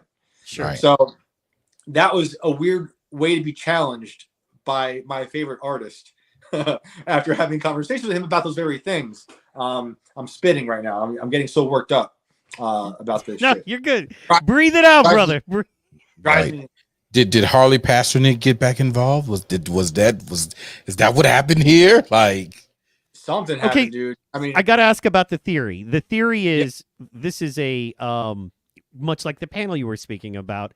This is a 3-album project, right? Right. Vultures is a trilogy, and Right. this is the low point, the beginning, the low, the darkness, then the Right. transformation, and then the enlightenment. You know, the hero's journey. So Yep. supposedly this is the low point. Yep. I've heard that theory. I don't know if you have any information to shed light on that with us, but Yep. that's the theory. Is that that's I've heard that theory. Yeah. I've said it myself. The only thing that stops that for me is the kid part. yes. And like, have you been lost? Are you so lost in your character of this trilogy that you're sacrificing your kid's innocence? I still, you know, think you can be redeemed from these things. I'm not writing Kanye off. I listen to Kanye all the time. I don't listen to Vultures because I think it's bad. Like sonically, it's amazing. Lyrically trash. I listen to Kanye all the time because there's no other artist that is as inspiring to me as he is, right? I listen to College Dropout or Graduation or 808s, whatever mood I'm in. He's got something that will inspire me, right? Just not Vultures. But like, I don't think that's the case because like from what I'm hearing, that might be on Vultures 2. It's just stuff we heard from Vultures 1. Vultures 1 is a very incoherent story. If you want to make it a story, like Twisted Fantasy has a story. There's an arc to it. 808 has to it. He did a trilogy in the beginning that had an arc to it, right? Vultures doesn't have anything. It seems like the kind of like no diss to Master P, but it seems like a kind of Master P record where it's like just 20 songs that don't coalesce to anything. You know, I like Master P, but in No Limit, and a lot of those albums from that era that were just like a lot of songs with no real meaning. But to me, this doesn't have anything coherent. The lyrics are bad. Like the lyrics that people love the most on this record that stand out are just watered down versions of things he's already said. Like he's got Urkel lines. He said it better in Twisted Fantasy. You know, he's got lines about, you know, something about, what is it? Something about like fisting a girl or something, whatever it is.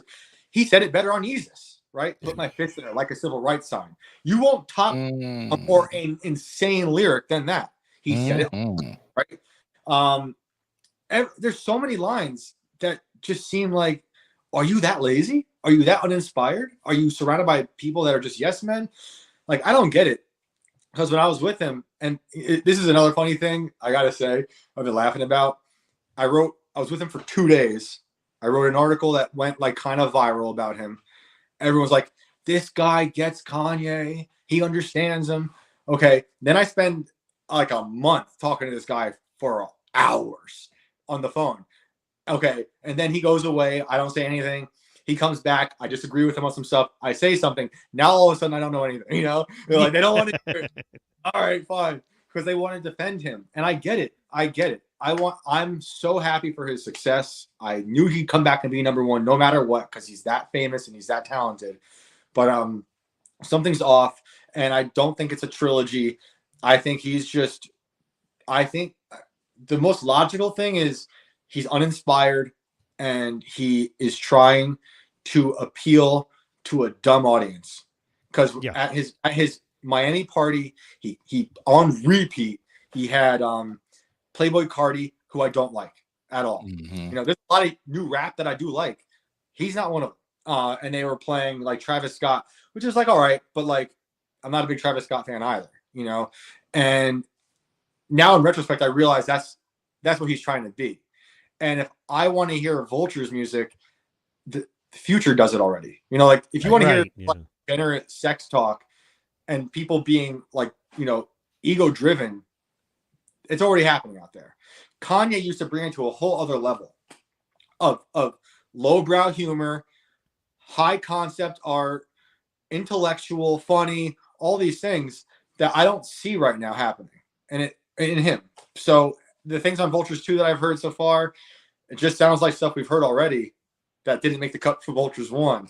I don't see it being an arc. And as far as Pasternak, it is weird that he showed up in Dubai or wherever they were right before Kanye came back to the States. For honestly, I just don't get how someone can change that fast. I don't know, like in the real world. In my book, I have a pretty good idea of what happened. In the real world, I just don't know. Because like it's weird that you're that different now with your kids, right? He changes all the time. Every era of Kanye is different. But the kids thing is weird to me. I just don't get that.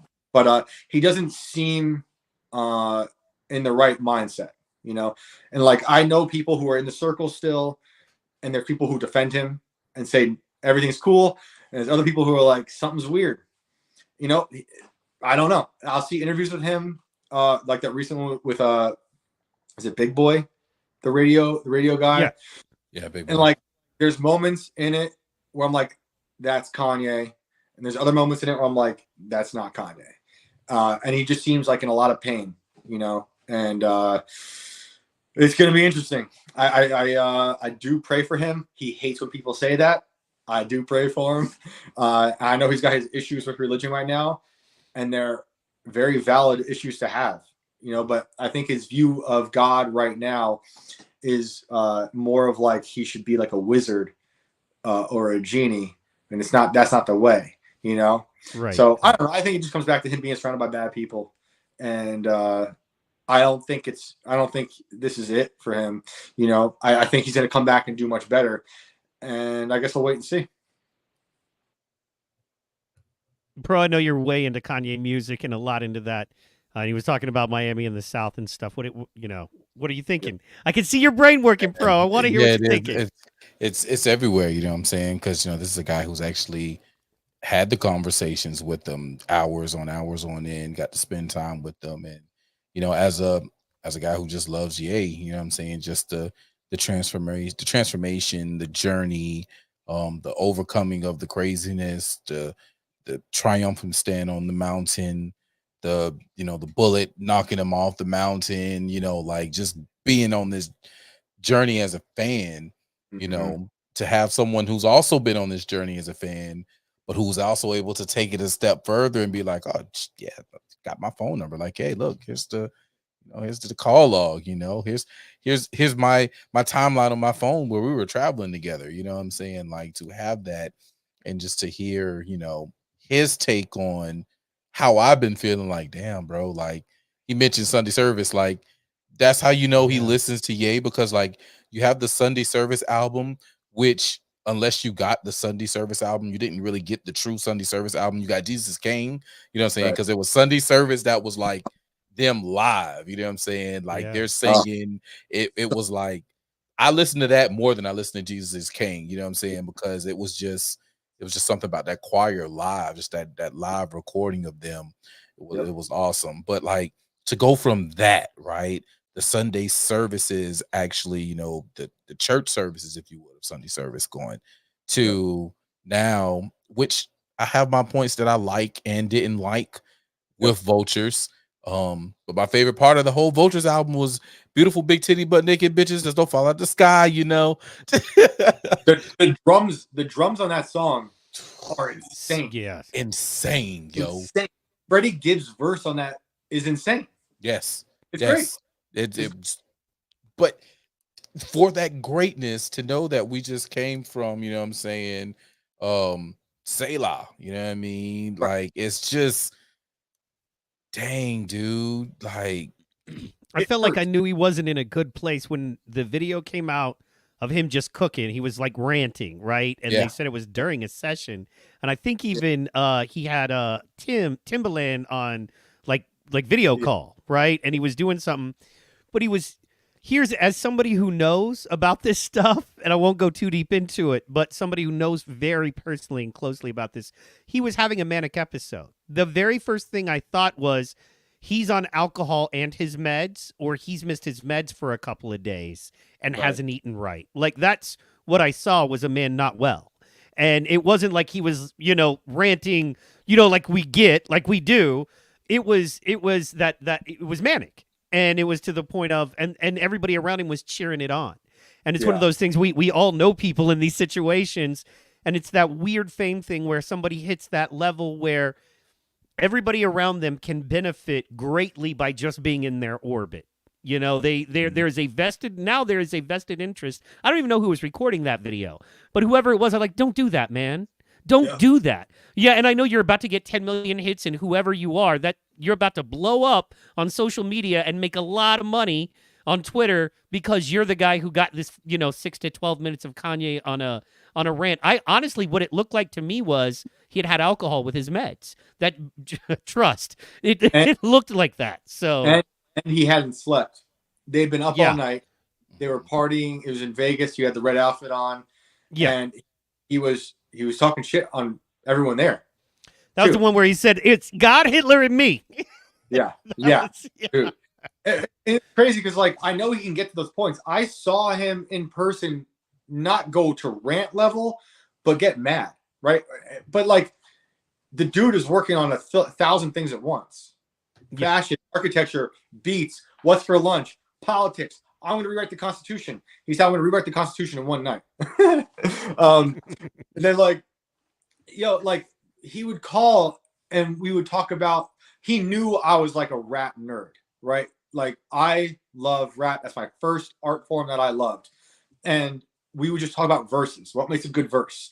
And so he'd call, and at this point I'm writing lyrics, and which never made it, obviously, because they were more like God focused and not about like sex at all. But like, he would call and be like, so what do you think makes a good verse? And I would be referencing like Andre 3000 or Jay Electronica. I was like, let's look at Exhibit C, and he's like, yeah. And I'm like, dude, Off the Grid and St. Pablo are two of your best, most recent verses.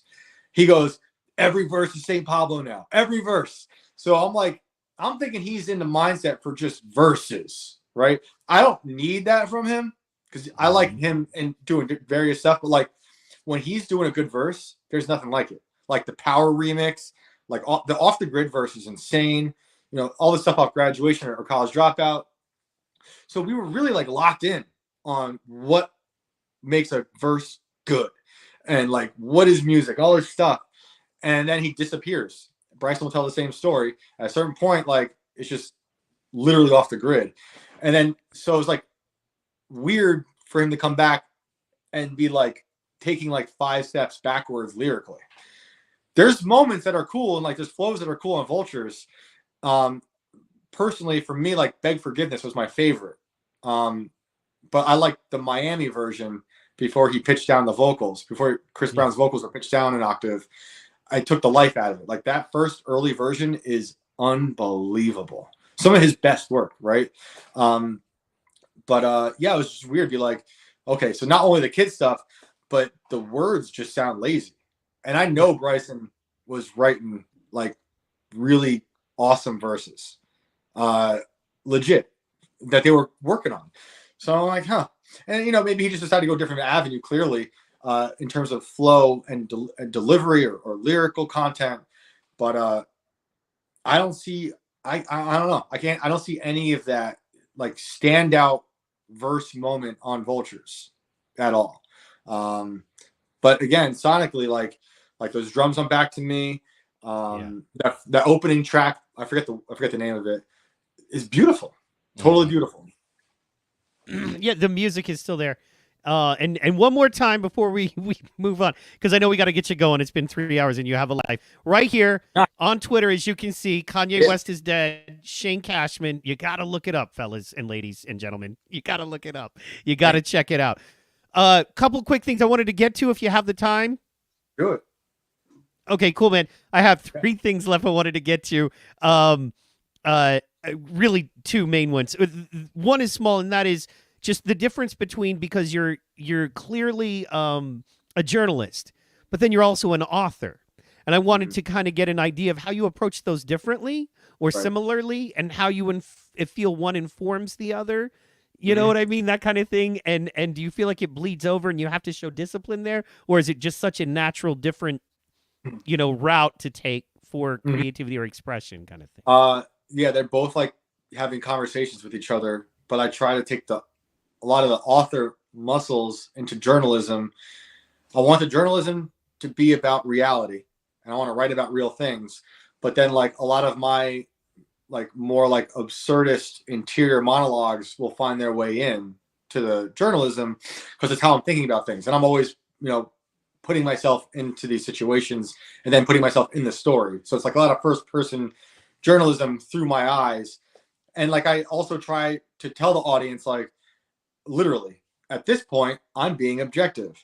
This is objective fact. At this point, I'm being subjective. This is my feelings. I'm in the story, and I'm going to talk from my perspective. And then also, like, I think about in my journalism, building out scenes like I would in a book, right? Because I want people to just read it as if they're there, like as if they're part of the story, because I think that's more effective, right? Like when I'm writing about Carrie Lake, I want them to be in that courtroom with us. I don't want to just be like very bland writing. I want them to feel it. I want them to hear it. So I'm going to look for like things I would try to put in a fictional work to make that actually feel like it's alive. I'm doing the same thing for journalism by being like, okay, what sounds am I hearing? What weird things are happening? What am I observing? All stuff like that. Because like, I forgot who said it. It actually might have been Flannery O'Connor again. But she said something about, if it was her, about like, you need at least like 3 senses on the page, or one of the senses on the page in your fiction. So whether it's visually or scent or something you hear, to make it resonate with the reader. So I'm trying to bring those things into journalism, but I'm stealing those ideas from like Hunter Thompson or Gay Talese or Joan Didion, Joseph Mitchell. There's a long history of like the new journalist types that I'm just doing that, right? Because that was most effective for me. I want to read that stuff.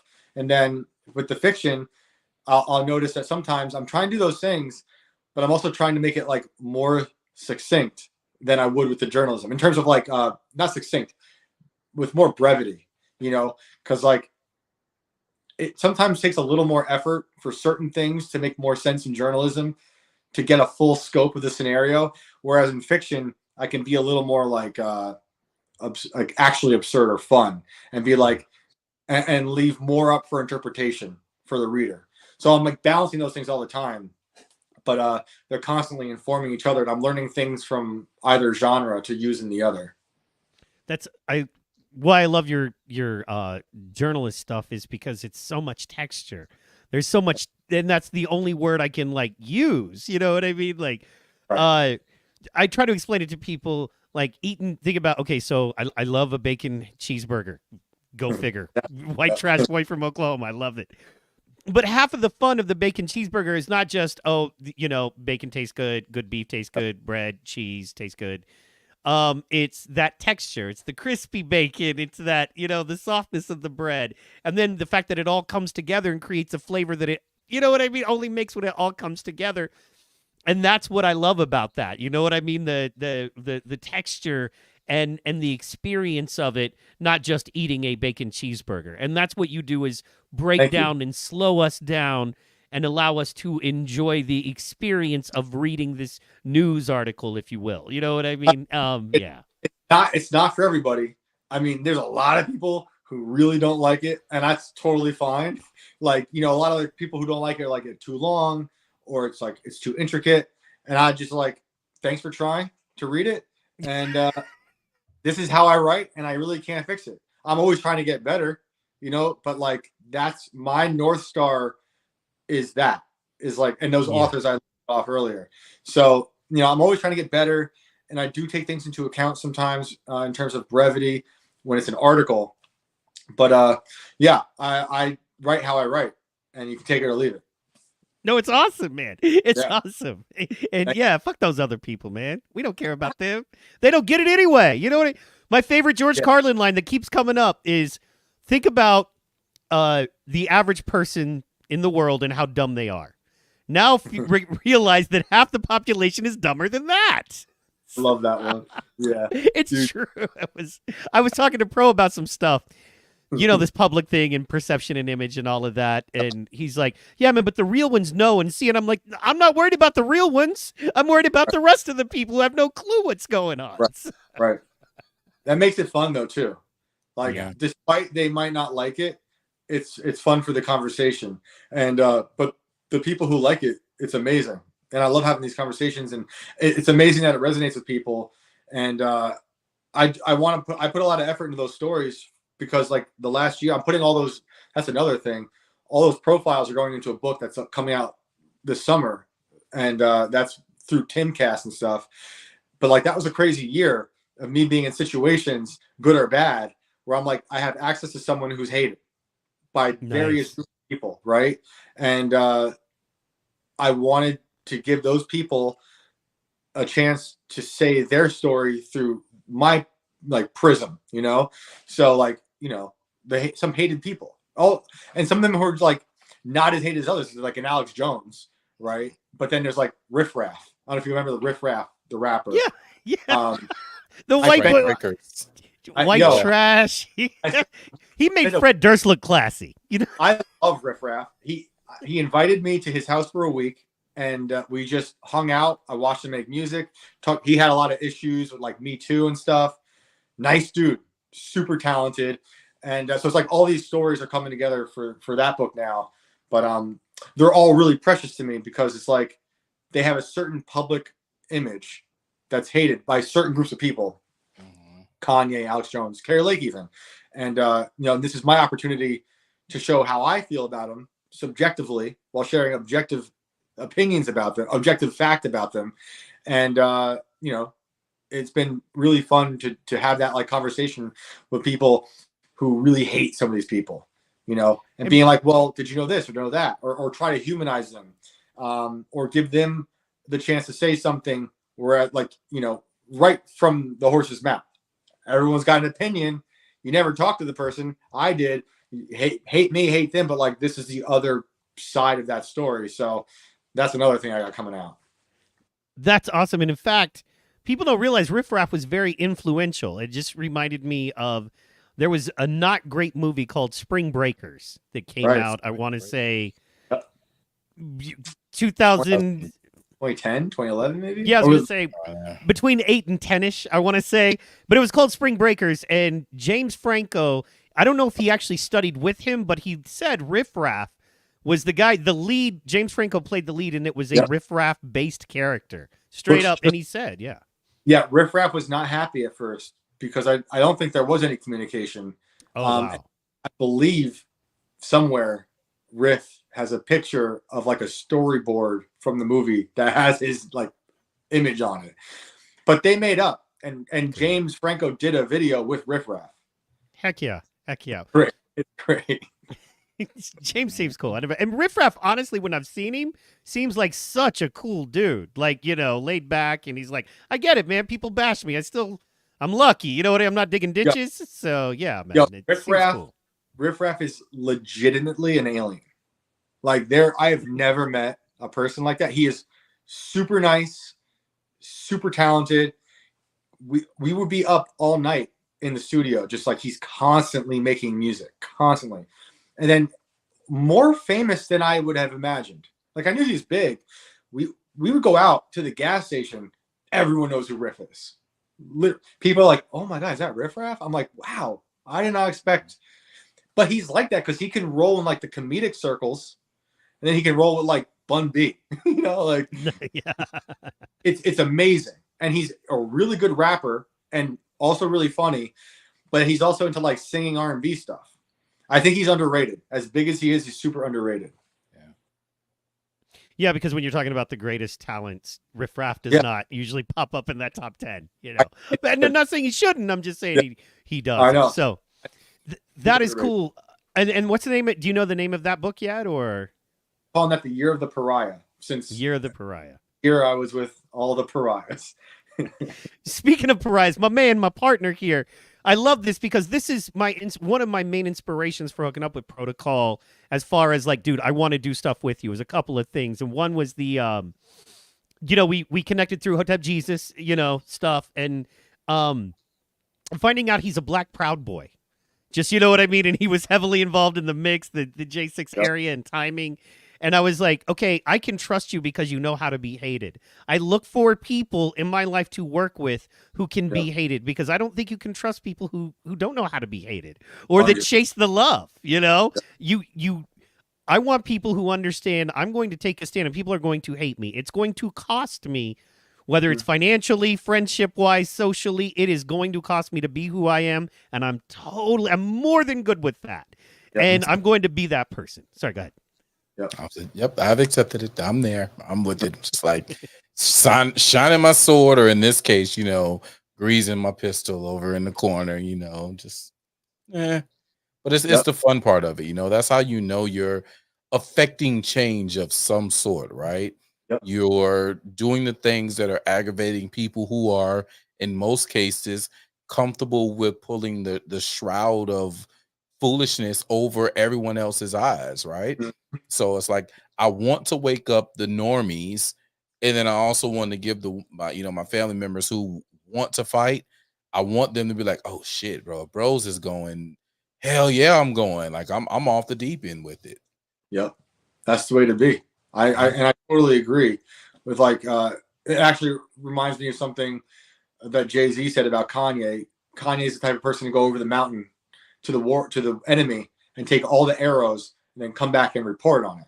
Mm-hmm. I've always loved that, and I think that's a good way to go about life, honestly. Like, to be fearless.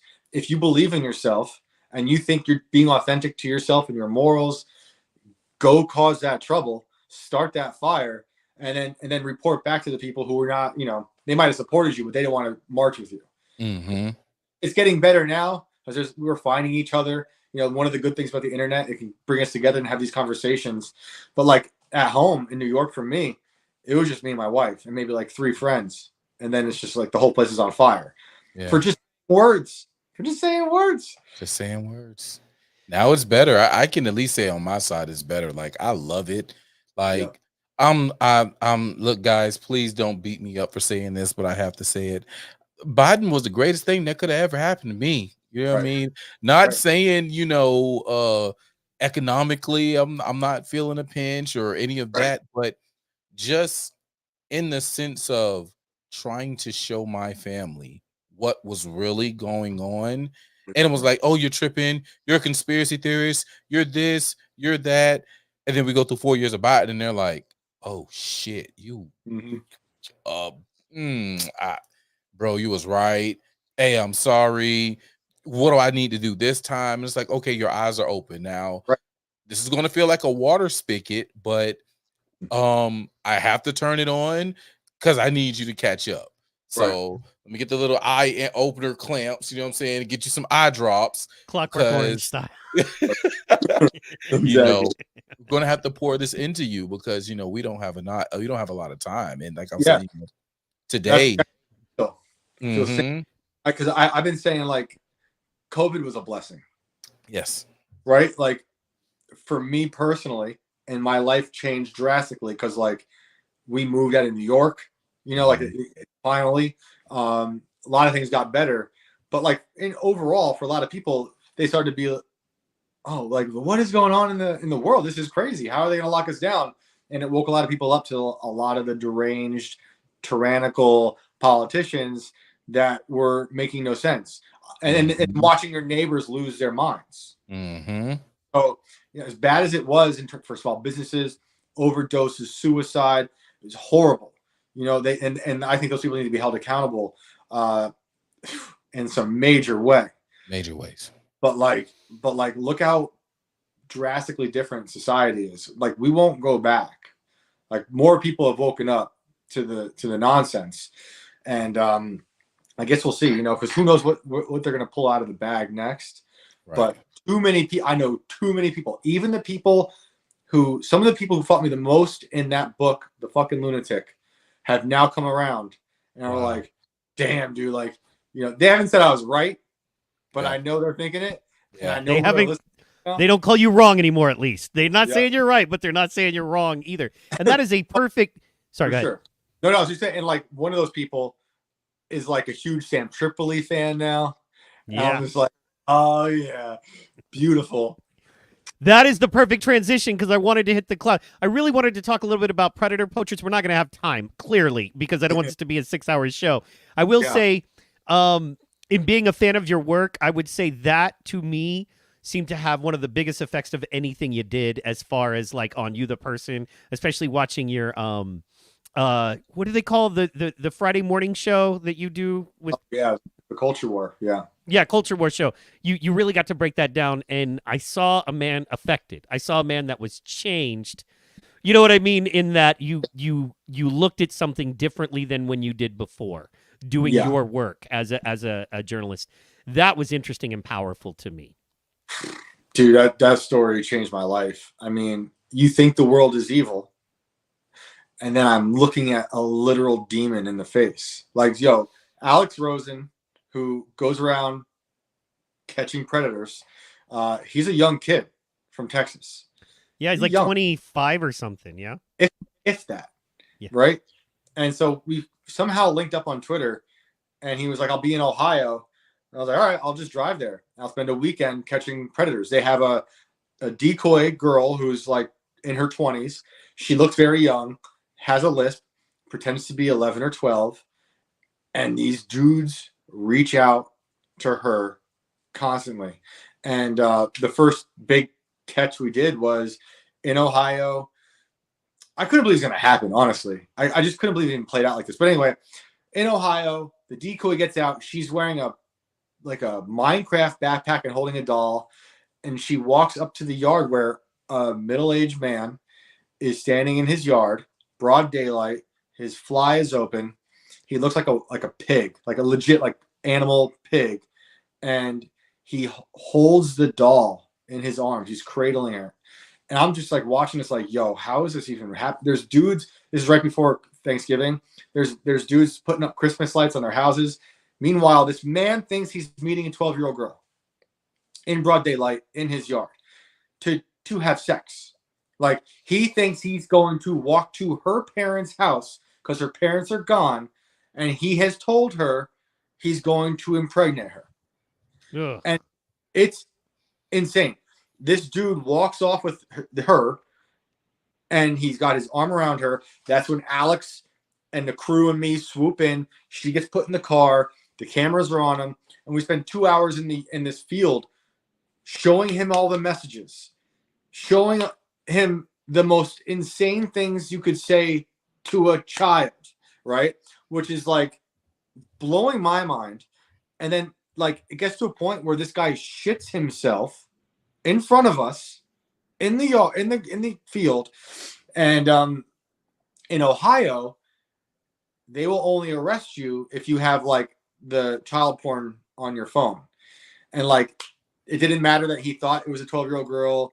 You know, a lot of people have a problem with the entrapment part of this story because they're like, you know, it is entrapment, and I don't like entrapment either. But I'm like, again, my line is with the innocence of children. Yeah, this is an intention crime. This person has already been in jail for molesting a 10-year-old. This guy needs to die, in my opinion. Dead, jail, yes. Okay, but he needs to die. He doesn't belong in society. There's no rehabilitation for these people. It's not like a drug problem or murder. This is someone who's seriously possessed by evil. He has said seriously evil things to a child. So like it was just a weekend of that, like all the time. And it wasn't just like ex people, ex cons or whatever. It was a young man who was a firefighter. You know, it was a guy who ran a Domino's Pizza. It was a coach. It was all types of people. And it's literally everywhere. It's so much. It's so busy that we did like they had like 12 catches when they were in Ohio. Mm-hmm. Every day they could go without sleeping, right? And Wow. just every day catch someone else, because there's men sending who they think are young itty bitty girls sexual messages. And it was looking at evil. Like when I told you about Epstein and how that affected me, Yeah. it was like how I'm standing in front of that evil, right? And they're so open about it. It's like talking to a demon. They're not even going to lie. They're literally admitting to everything in graphic detail. Like, I don't know how Alex does it all the time, but it really fucked with my brain. Like, I've done a lot of stories that last year that were very problematic, with writing about Eliza Blue, no one liked that, writing about Alex Jones, you know, writing about Carrie Lake or Kanye. I have different groups of people who don't like me for different stories, right? And like some of those were crazy, but like it was like whatever, you know, like I wrote my story, it was it. This was different because I was like staring at absolute evil, right? And I remember coming home and just like I felt broken, right? I felt like, because like it's so rampant that it means it is anybody, and you can never be too comfortable. It could be in your church, it could be in your hardware store, it's at your school. These people are everywhere. I'm looking at Alex's portfolio, everywhere, everyone. I'm like, what is this? Why is it this much? You know? So yeah, I came back and like I couldn't even shave. Like I was distraught. Like I at a certain point, I think I might have actually shaved by the Culture War episode. I forget, because that was like a span of time had passed. Yeah, it did, because I think a month or two had passed. Yeah, maybe. So I was kind of on the up, but like I did a run of podcasts where I just had like a beard. I look broken. I look at myself and I'm like, there's darkness in my eyes, and it will never go away. Like that is now in a part of me that I will always live with, but I'm glad I have it, because like I need to know that. I thought the world was dark beforehand. Obviously, I've seen a lot of dark things. I've lost friends to all types of stuff. I know people who have been molested. I know people who have been raped. I know people who have been murdered, suicide, all that stuff. It's not like I've been shielded from darkness, but this was a whole other problem. This is a whole other situation of like, this is pure evil, and it's everywhere. And I just couldn't believe how much it happened in the daylight, you know, and how every state has different laws on how they can capture people. But we did have people get arrested. We did have people who've gone to jail since, and hopefully they stay off the streets. You know, some of these people live next to schools, live next to playgrounds. So we should see, public shaming. If the government won't, if our legal or local or fed government won't do anything about these folks because they're too busy chasing people down who post things on Twitter they don't like, but just that thing where these people, you're not welcome in our society. You don't get to work. Like, you're gonna have to move away because we're going to shame you, and we don't do that anymore. And I don't know why, but I think that would be because you can love who you want to love. You can't tell me who I can and can't love. You know, like that's where that came into play, and we have to, you know, we have to be the men that we're supposed to be, and we got to go kick some ass. You know, like you just got to straight up shine them boots up real nice, turn them some bitch sideways, and stick them straight up some candy ass, bro. That's what has to happen. That's exactly I'm for public hangings. So like, this is the thing for me. The shaming thing, I agree with. I don't even think it's going to work on these people because they're so evil, right? Like, they pretend at some point that it's wrong only because they know we know it's wrong. Deep down in their fucking evil, it's good to them. They like it. So my problem is like, I don't really like the idea of the state having the ability to execute people, because I don't trust the state either. However, when it comes to kids, I think these people need to be taken care of, right? Because there's no being in society. There's no trusting this. I don't care what you tell me.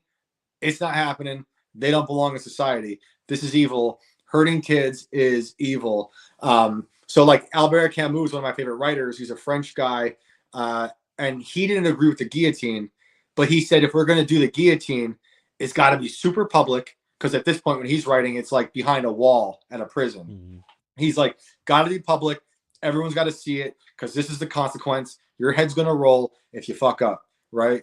And he's like, and I'm saying this as someone who doesn't agree with it, but if we're going to do it at all, it's got to be done for the reasons we're doing it. The consequence and the fear of, you're going to fuck with a kid, we're going to cut your head off. Yes, public execution is a great deterrent. Watching what the horrible things that happen to you. I mean, crucifixion. That was what that was for, So, and then finally, so everybody needs to check out the article that you have. It's most everything we talk about you can find on Twitter or at your website at Vulture Press. So what's cool about that is everything we talk about is very accessible, and it's all pretty new or new-ish in the last 10 years. Pretty much everything that we're talking about has come out. So that's awesome stuff. And then finally, we know you love comedy. You do comedy. And from the astounding and awesome and lovely reception you had from your first set at the Grifties, you're writing some comedy. You're thinking about doing stand-up. Talk to me, baby. Share with me. Tell me about it. How you feeling? I knew since the moment you asked me to do the Grifties that I was going to write something, right? And I had been working on something. I had some nebulous idea because, I knew it was going to be politics. So I was going to do something, but I didn't really write it until I drove up to Jersey from West Virginia, which is like, again, going back to the deadline thing. Yeah. Something happens in the deadline. I'm like, oh, now I know what it's got to be. So I wrote it on the drive up and then finished it in the parking lot of the dojo before I went in and gave, is it Tyler? Yeah. I gave Taylor, Tyler. yeah. All right. Taylor, shout out to Taylor for the video and for taking that and putting it on the teleprompter, which I did not use. I was afraid of the teleprompter. I was afraid. I was like, if I look at the teleprompter, I'm gonna be like flat. I'm not gonna like engage. You lose your timing. Yeah. So I was very scared of that. So anyway, thank you for that and for that opportunity. That was such a fun night doing that. Thank you. But I always wanted to do comedy. I'm obsessed with comedy. Like I was saying at the very beginning of this, watching Don Rickles, watching the Dean Martin roasts, and then watching Johnny Carson. I was obsessed with Conan. I loved Martin Lawrence, Andy Kaufman, Letterman, all those people. And I was just like, I deep down I was like, I'd love to try that one day, but it seemed too far removed from me. Like the idea of even remembering something on stage without it being written was terrifying, which I did do at the Grifties, that was like very gratifying. I can't remember that at all, more or less. But when I was about 23, I did sign up for the United Upright Citizens Brigade in the city. Yeah. So because I was like, my dream was to be a writer for SNL. That was it. Not SNL for Conan, right? And well, man, when I got to UCB, it's kind of how I felt when I was a professor years later. Like, these people suck. These people are terrible. Everyone had a gimmick.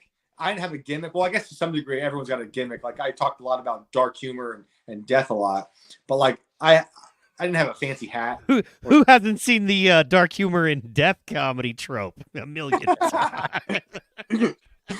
I did not fit in. And like anytime I wrote anything, they're like, yeah, that's not going to work. And I was like, all right, that's cool. So I got out of there and then just kind of gave up that dream. Because I really did feel like UCB could be the pipeline to Conan or SNL. And I didn't want to act or any of that shit in that, but I wanted to really be a writer. But always, though, it's in the back of my mind, I want to write comedy to some degree. And to the best of my ability, humor has found its way into my journalism. But you gave me the opportunity to really decide to be like, I'm going to try to write some jokes. I'm going to try to be on stage, make people I'm going to attempt to make them laugh. So it was great. I got off that stage and was immediately addicted, and felt really good about it. And then on my drive home from Jersey back home to West Virginia, I wrote like the structure of what I think could be a 30-minute set. So I was like in the zone for it. And I just love the so like for me, storytelling is like the rawest art form. It's just words, right? Comedy takes it like another step further, where it's just like you aren't even, I mean, you're writing beforehand, but at the moment of the delivery, it's you and a microphone and a bunch of people. And there's nothing rawer than that. Like it completely, like, you know, I missed some lines I would have liked to have said on the Grifty stage, but like I was more reacting with the crowd, you know, and like that whole situation is unlike anything I've ever experienced, more than the band, more than people reading my articles or stories or books.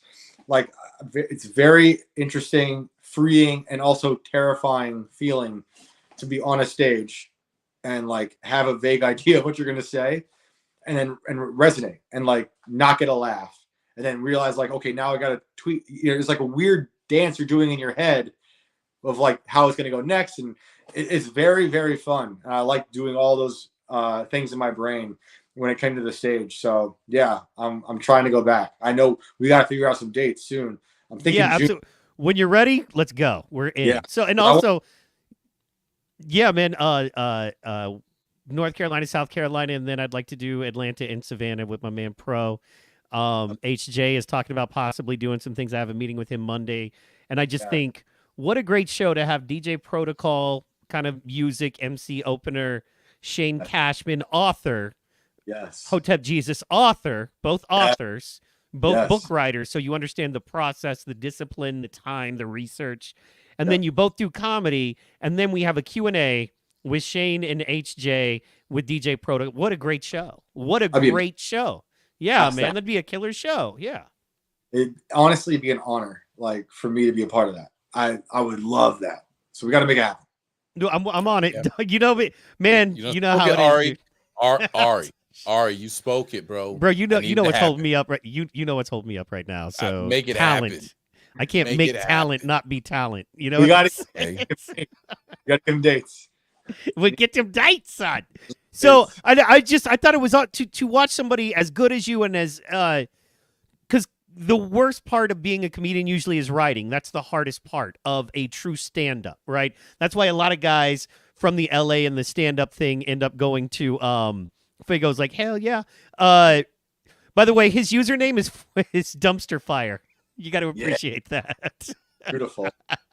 And not Dan Aykroyd. The other one from the Blues Brothers is his guy. So anyway, long story short, yeah, we're working on that. But your writing level and your understanding of how people perceive things off a page and then bringing that to life on stage and watching you feel that. It's very rare that somebody that's as accomplished as you are in writing and that kind of thing decide to do comedy, like start doing stand-up. Usually it works the other way, as you know. Right. So it's really cool to see that. And yeah, man, like I said, you just have that crispness. You have a polish, like Steve Burnishness about you where while you're absolutely comfortable in doing the comedy, you also have this crispness that not everybody has. Straight to the point. Fuego's like, yeah, you have a straight to the point kind of comedy thing that's not, you're not a wacky comedian. Like, what? You know, you're not that dude. You're not a Carrot Top-ish. You know, although I want to give you an idea, man. I know you're thinking about comedy, dude. If you got a watermelon and a sledgehammer, bro. Sorry, I'm kidding. That'd be helpful. Gallagher is the shit. Make sure you invite Stormy Daniels. I love Carrot Top. I think he's hilarious. Like I like the Gallagher stuff. I like those gimmicks are funny to me. Like I'm not hating on the guys. We're saying it's a very different style than your style. Like, you know what I'm saying? My favorite is Andy Kaufman, who was able to be a completely different person constantly. Like that is just, to me, he transcended comedy. He didn't even care about the laughs, right? He's like, I want to make you uncomfortable, right? And I like that. But yeah, after talking to you, after doing the Grifties, I was then reminded about, a lot of these things I was watching as a kid, which is where I was obsessed with monologues. I was obsessed with Conan monologues, Carson monologues, Letterman monologues, all that stuff. And then writing books and stories, like, yeah, I do love Faulkner or James Joyce, and I do love sentences that go on for pages. But I think at the end of the day, there's nothing better than a succinct, strong, short sentence, which is something I would then learn from certain comedians I was listening to. Like, how do you get, and I also listened to Louis C.K. over the years, because he started out more absurdist, then he kind of whittled it down to like more very confident, shorter, to the point jokes, right? Which were more effective. And I'm a huge Louis fan, right? So it was all those things. And yeah, I'm excited to do it again. I hope I bomb, because it's going to be really funny for that to happen, because it went fairly well the first time. Like, I got some jokes that I wanted. Some jokes didn't go over so well, but some did. But like at some point, it's got to go bad. It's got to go real bad. Yeah. And sometimes you bomb on purpose. I mean, remember Andrew Dice Clay came out with a record called The Day Comedy Died, where he was bombing on purpose. Yep. And sometimes, especially, man, back in the day, the road as a band, as a comedian, it's the same, but you feel even less mentally challenged, because I just got to make these people laugh with these stories I've told, or these little jokes I've told for 1,000 times. So sometimes you're like, I'm going to bomb. I'm going to just go out there and talk about Brussels sprouts. Even Dave Chappelle bombs. Yeah, purposely. But yeah.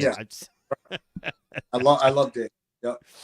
He's so brilliant. Yeah, I've got to work with him a little bit. So and he's one of the most amazing. He's very, very deep. He's one of those guys that's cool story about that is that he's doing a show in Maui, and Steven Tyler and Woody Harrelson came backstage to hang out with him. So so amazing. And it's that weird star thing where you're sitting there with somebody who's like woe to you, and you're hanging out and you're considered one of them, and then Steven Tyler, who your mother loved, walks through the door, and you're like, whoa. So it was stargasm. But anyway, and you realize, man, those people, just like the rest of us, have to use toilet paper, man. So at the end of the day, you know what I mean? They don't have mobile bidets with them, bro. Oh, true. Or gold toilet paper. Right. If I was super rich, I'd just have an ass wiper. Like a dude, that was his job. You know what I'm saying? Sorry, but it's a dirty job. Dude, bro. It couldn't be a dude for me, bro. I'm sorry. Yeah. It's too sacred. Too sacred. It didn't have to be a woman. No Diddy. It's straight no Diddy zone, bro. Got to be a woman. No Diddy zone, that for sure. I know Steven Taylor has an I know Steven Tyler has an anus fuego because it is loose, worse than a horse's mouth. Okay, how do you think he sold all those records, bro? Okay, Joe Perry was rocking him. You know what I mean? That's how you sell your soul. He was at the Diddy parties. We met pulling out the big 10-inch. Anyway, that's a deep cut if you know Aerosmith. Anyway, he was at the Diddy parties, I'm sure. Which is interesting. I would love to get your take. You know what? We're going to wrap. 3.5 was like my ultimate overtime limit. And we're at 3 hours and 2 minutes. So 3.5 and 2 minutes. So is there anything you want to leave the people with, Shane? Anything you want to tell them? Anything specific that's important that folks know? Diddy's a Fed. 100%. Diddy, absolutely. Yes. It's been clear as day for a long time. 50 Cent is a comedian. And underrated. He's an underrated comedian. I'm watching him flourish right now. It's been funny. Other than that, that's about it. I'm happy to be on this show. It was a lot of fun talking to you guys. Man, thank you, man. Yeah. You should know better, but thank you. I'm down. You just kicked it with the blackest Proud Boy in America, bro. That's amazing. That when I was in Washington, Georgia, I saw a black dude with a Confederate flag in his truck, and I was like, "That's amazing." It's funny you said that. I went to the flea market today, and it was a black dude riding a scooter through the flea market. He had on a T-shirt with a Confederate flag, and I was like, Okay. All right. Knock another one off the list. There we go. So one more. Because I feel like, not that I am, but if I was a black dude right now, I'd be like, yeah, let's bring back all those conservative values. Let's divorce officially from the government and try slavery, motherfucker. See how that works for you. Let's go ahead. You know what I mean? Come on. Matter of fact, this time though, I'm a for sure owner. All right. We talked about the few owners we knew. Bitch, you gonna know I'm an owner this time. Like, hell yeah. Shoot, I already got 22 acres of land anyway. Let's get it going. It's a lot of property for a lot of slaves. Hey man. Oh, hey man. Fit 100 an acre. Right. Let's not. No. I don't. No. No. Well, I was going to ask, since you know Alex Rosen, could you do me a favor and make a call for my girl Lila Hart? She needs the work. And what a decoy she would make. You know what I'm saying? Holy crap. Dude, imagine that. Seriously. And Lila would do it. I know I could get Lila to do that. So not a problem. Both in Texas. So that's what I'm saying. So, and I think Alex Rosen has been on Stein's show, right? Before. Yeah. So, yeah, man, imagine if we put Lila as a decoy. Dude, that has to happen. Okay. We'll make this work. So, yeah. All right. I'm in. Pro, how do you want to tell the people goodbye? Leave them with what you want to leave them with, brother. Oh man, I'm leaving with, man. Keep your eyes open, your head on the swivel. As we stated in the show, we are deep into what may be the last election season we all see, and shit's only going to get real. You thought Baltimore Bridge was coming down, boy. Listen, it's only April. By the time you catch this replay, it's only April. We got a long way to go. So, man, keep your head on the swivel. Love your loved ones. Hug on your loved ones. Get your exercise on. I'm getting back heavier, being in the gym now. I'm back in this thing. Appreciate you, Shane, for coming on, bros. Yeah, it's a pleasure to be able to say that. I know Shane Cashman. As my wife can attest, and it annoys her, I walk around every day going, my close personal friend Shane Cashman, and my close personal friend Shane Cashman. Well, see, I'm sorry, I can't talk to you right now. My close personal friend Shane Cashman is tweeting. Clearly, I need to support my close personal friend Shane Cashman. That's my name in your phone. Exactly, close person. Yeah, you know, man, we add each other on PlayStations. It says close friends right there. You know, duh. I want to shout out everybody that's listened. Of course, Fuego, Amy.